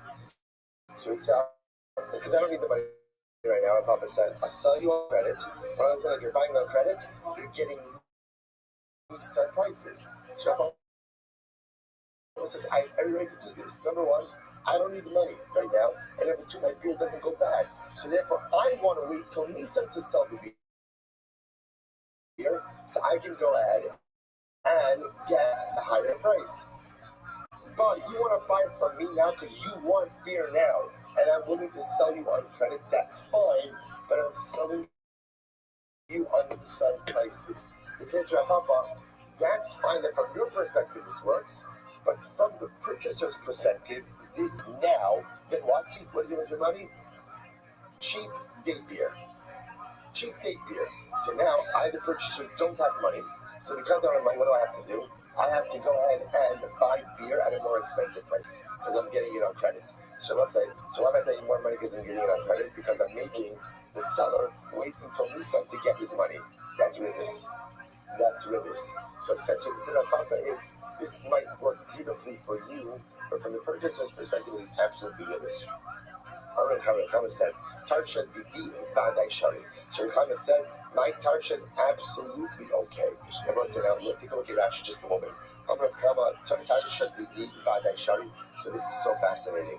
Mocha Prakmatya Haya, Mocha Bamakomazo, Ishai Shupin, Karamokomayoker, Kumantin Lahan, they mounted also Mokomayoker.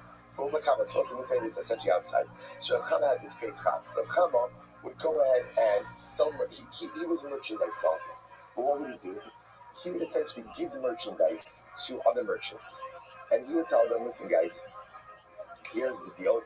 For this merchandise, you owe me $1,000. Now let's say $1,000 represented the value that merchandise could fetch on the open market in a different city. Sure right? So you owe me $1,000. Then what would happen?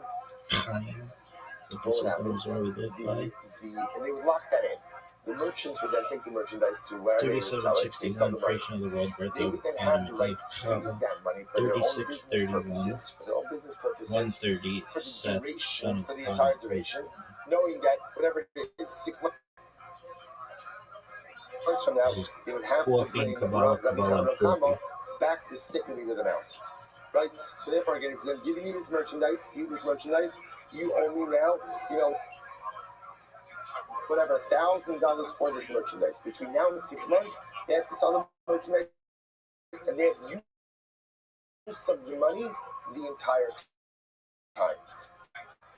Just 6 months from now, bring me back my merchandise. Bring back my money. Bring back my money. And look at Rashi. He goes on, he says, so the whole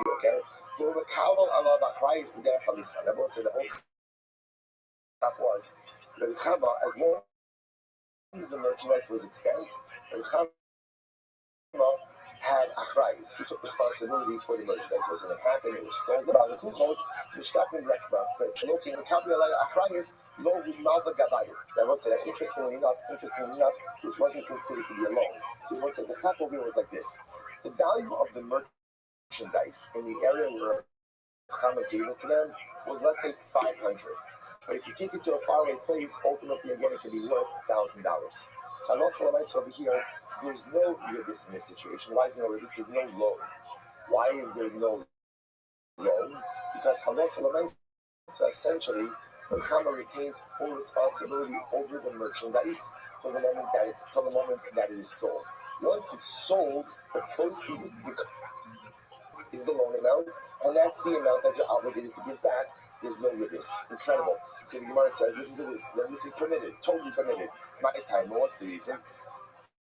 Because the Chama says, I maintain full responsibility over that money.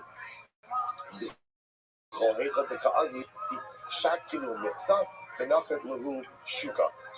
by the way, there's additional benefit. The additional benefit number one is I maintain full responsibility over the goods. Number two, I will say, ultimately, because it's goods that become chacham, parsonage. Talmidei chachamim's goods are tax exempt.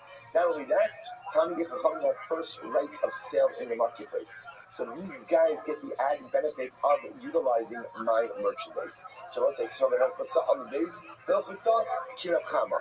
So we'll say the halacha is like Rakhama. So we'll say this is incredible. So we'll say understand what's happening over here. Rakhama, we'll say, I just want to point out, this is the basis for Heter Iska. Again, we don't have time to get into it now, but in Hashem, we are going to find time to be able to get into this. The idea is that Rakhama is giving over merchandise or money, right? But not ultimately again as a loan. It's being given over ultimately again, essentially the merchants were his agents. They were his shluchim. They were operating on his behalf to sell, in this case, to sell the merchandise. Once the merchandise is sold, the proceeds are now a loan. But that's fine, because those proceeds, that $1,000, that's what you owe me. There's no weakness. It only becomes a loan the moment that the merchandise is sold. So the whole chap over here is they're acting as his agents with the merchandise for the bulk of the time. Only once the merchandise is sold does it become a loan. And the loan amount that they get, right? The loan is the same amount, the same $1,000. You know what it is, and they have the right to use that loan amount the entire. Which everybody has the right to use the loan amount the entire duration of the loan. Incredible, absolutely incredible. Again, more to say on this, but not today. You know, Pesach, Kribbelazer, Halachas and Kribbelazer. You know, so Kribbelazer said that it is for Tzutza. Predefined interest is clawed back by the Beis Din. Halachas and Kribbelazer, the Amar Mali Hay or Mali Grazer. Also, remember again, Rabbi said that in the case, ultimately, in a Psika Alaperos, right, a forward future contract, where Allah you can end up having to give back produce that has an elevated value when that's permitted, and assuming you satisfy the criteria of Yeshlo, or Yatzah Ashar, that you can pay back either in the form of produce or even in additional proceeds. In other words, you could convert the value of the produce as well. So let's say 3 profound pieces of halacha. Number 1, the Tarsha of Rav Chama works. By the way, the Tarsha of Rav Nachman also works. Heter Iska combines a number of these different things, which we'll get to. But this Tarsha arrangement works. That's number 1. Number 2, we claw back Ribis, right? Ribis, and I will say, how do we claw back Ribis? In the exact form it was given. That's what we started playing with Gemara. And number 3, Psika Laperos, we'll say last couple of Psika Laperos, forward future contract is permitted as long as either what? Yeshlo or Yatzah Hashar. Again, we'll say, remember, keep a running tally of this stuff. Otherwise, not going to retain it. And so Yatzah Hashar or I was thinking to yourself, too late, right? No, it's never too late. We'll say, come on. We'll say, if you're going to take that really seriously, take it seriously, take notes, keep everything going. Otherwise, again, it's mamish like it's just drinking coffee. Hey, so nice again. So Yatzah Hashar or Yeshlo, and I will say now we see a Psika Laperos. When you pay that back, you can like Rabbi, you can either pay it back in produce or value or actual money of that produce as well. Incredible. Mishnah. Here we go. Makalah is something that's on the Tzadganim. So I say, watch this. I sell Ruben in the field, and Ruben gives me partial payment. Va'amalo, a Masai Shetirza, right? Having most, the Torah Shacha. So I say, now what happens? And I said, Ruben, okay, listen, you give me partial payment, no problem. Down payment. When you give me the rest of the money, I'll give you possession of the field. Fantastic. So let's say usher. It is usher. Now let's say what's usher? Rashi says usher lasos giving that. The nicest motramos commonly action. The ficham usher lasos came. Shim yochal. So let's say the issue of the years, you can say the Gemara of the years type with this type of transaction. So I'm selling it to Ruben. Ruben gives me the money. Okay, so it's down payment. Send me then fine. When you go ahead and you give me the rest of the money, the field will be yours. Now it's actually already giving us common attraction. You're retroactively from the time that you gave me the first down payment. The problem is in this interim, who gets to eat the produce? Because the rest of we're running into a witness problem regardless. If I the seller, eat it, then in the event that Ruben does not go ahead and pay for it, then the Mesa, I've gotten a loan plus produce, right? And if he does pay for it, ultimately he says, well, even if you cut it, there's witness on whoever is consuming the produce. So Raval al Sadeh, in Iatanosi when we come back Shalosh Shanim, Hari he Shali. So let's say again, if Halakha when I say this is the collateralized case. Number 2 case, I left Ruben money and he gives me a field, he gives me collateral, and we say, if you do not pay me back the loan from now until 3 years, Hari he Shali, the field becomes mine, Hari he Shalom. Ultimately, again, the field belongs to him. And so does the produce. And this is what Titus did as well. Okay, Don't want to find that case in the Gemara a little later. Let's go. Says the Gemara, me Okaperos. So let's say this type of transaction where I'm selling given a field and you give me a down payment, and the field will become his upon payment of the field. So let's say full payment. Who gets the payments in the interim? The Fuma says this seller gets the produce in the interim. Rabbi says no, essentially you can just put the payrolls in escrow. We put in escrow to figure out who is going to get it. So the Gemara will treat it's not a contradiction. Had the Amarle with he Maisis Kani, had the Amarle with he Maisis Kani Aksha. So let's say it's not a contradiction. Everything depends on how you structure the transaction. If halakha lemaisa, I say Ruben, you give me the down payment, the field is only yours when you pay me the full amount. So let's say in that case it's clear. Who owns the field until the full amount is tendered? Who owns it? Who owns it? Me. Which means who gets to eat the payrolls during that entire time? Me. As opposed to if I say, Ruben, when you pay me the money, the field will become yours retroactively.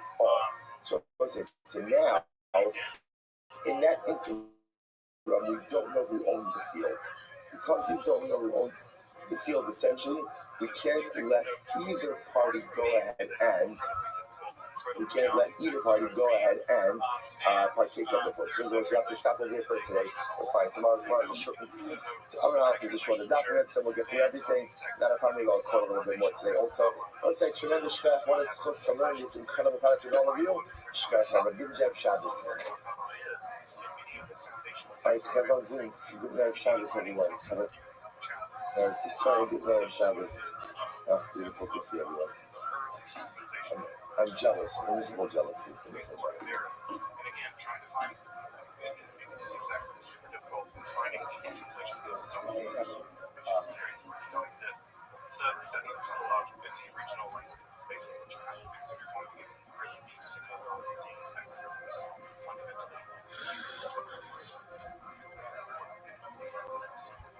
So, in the 15th century, not all there Jews interested in Kabbalah, but Christians.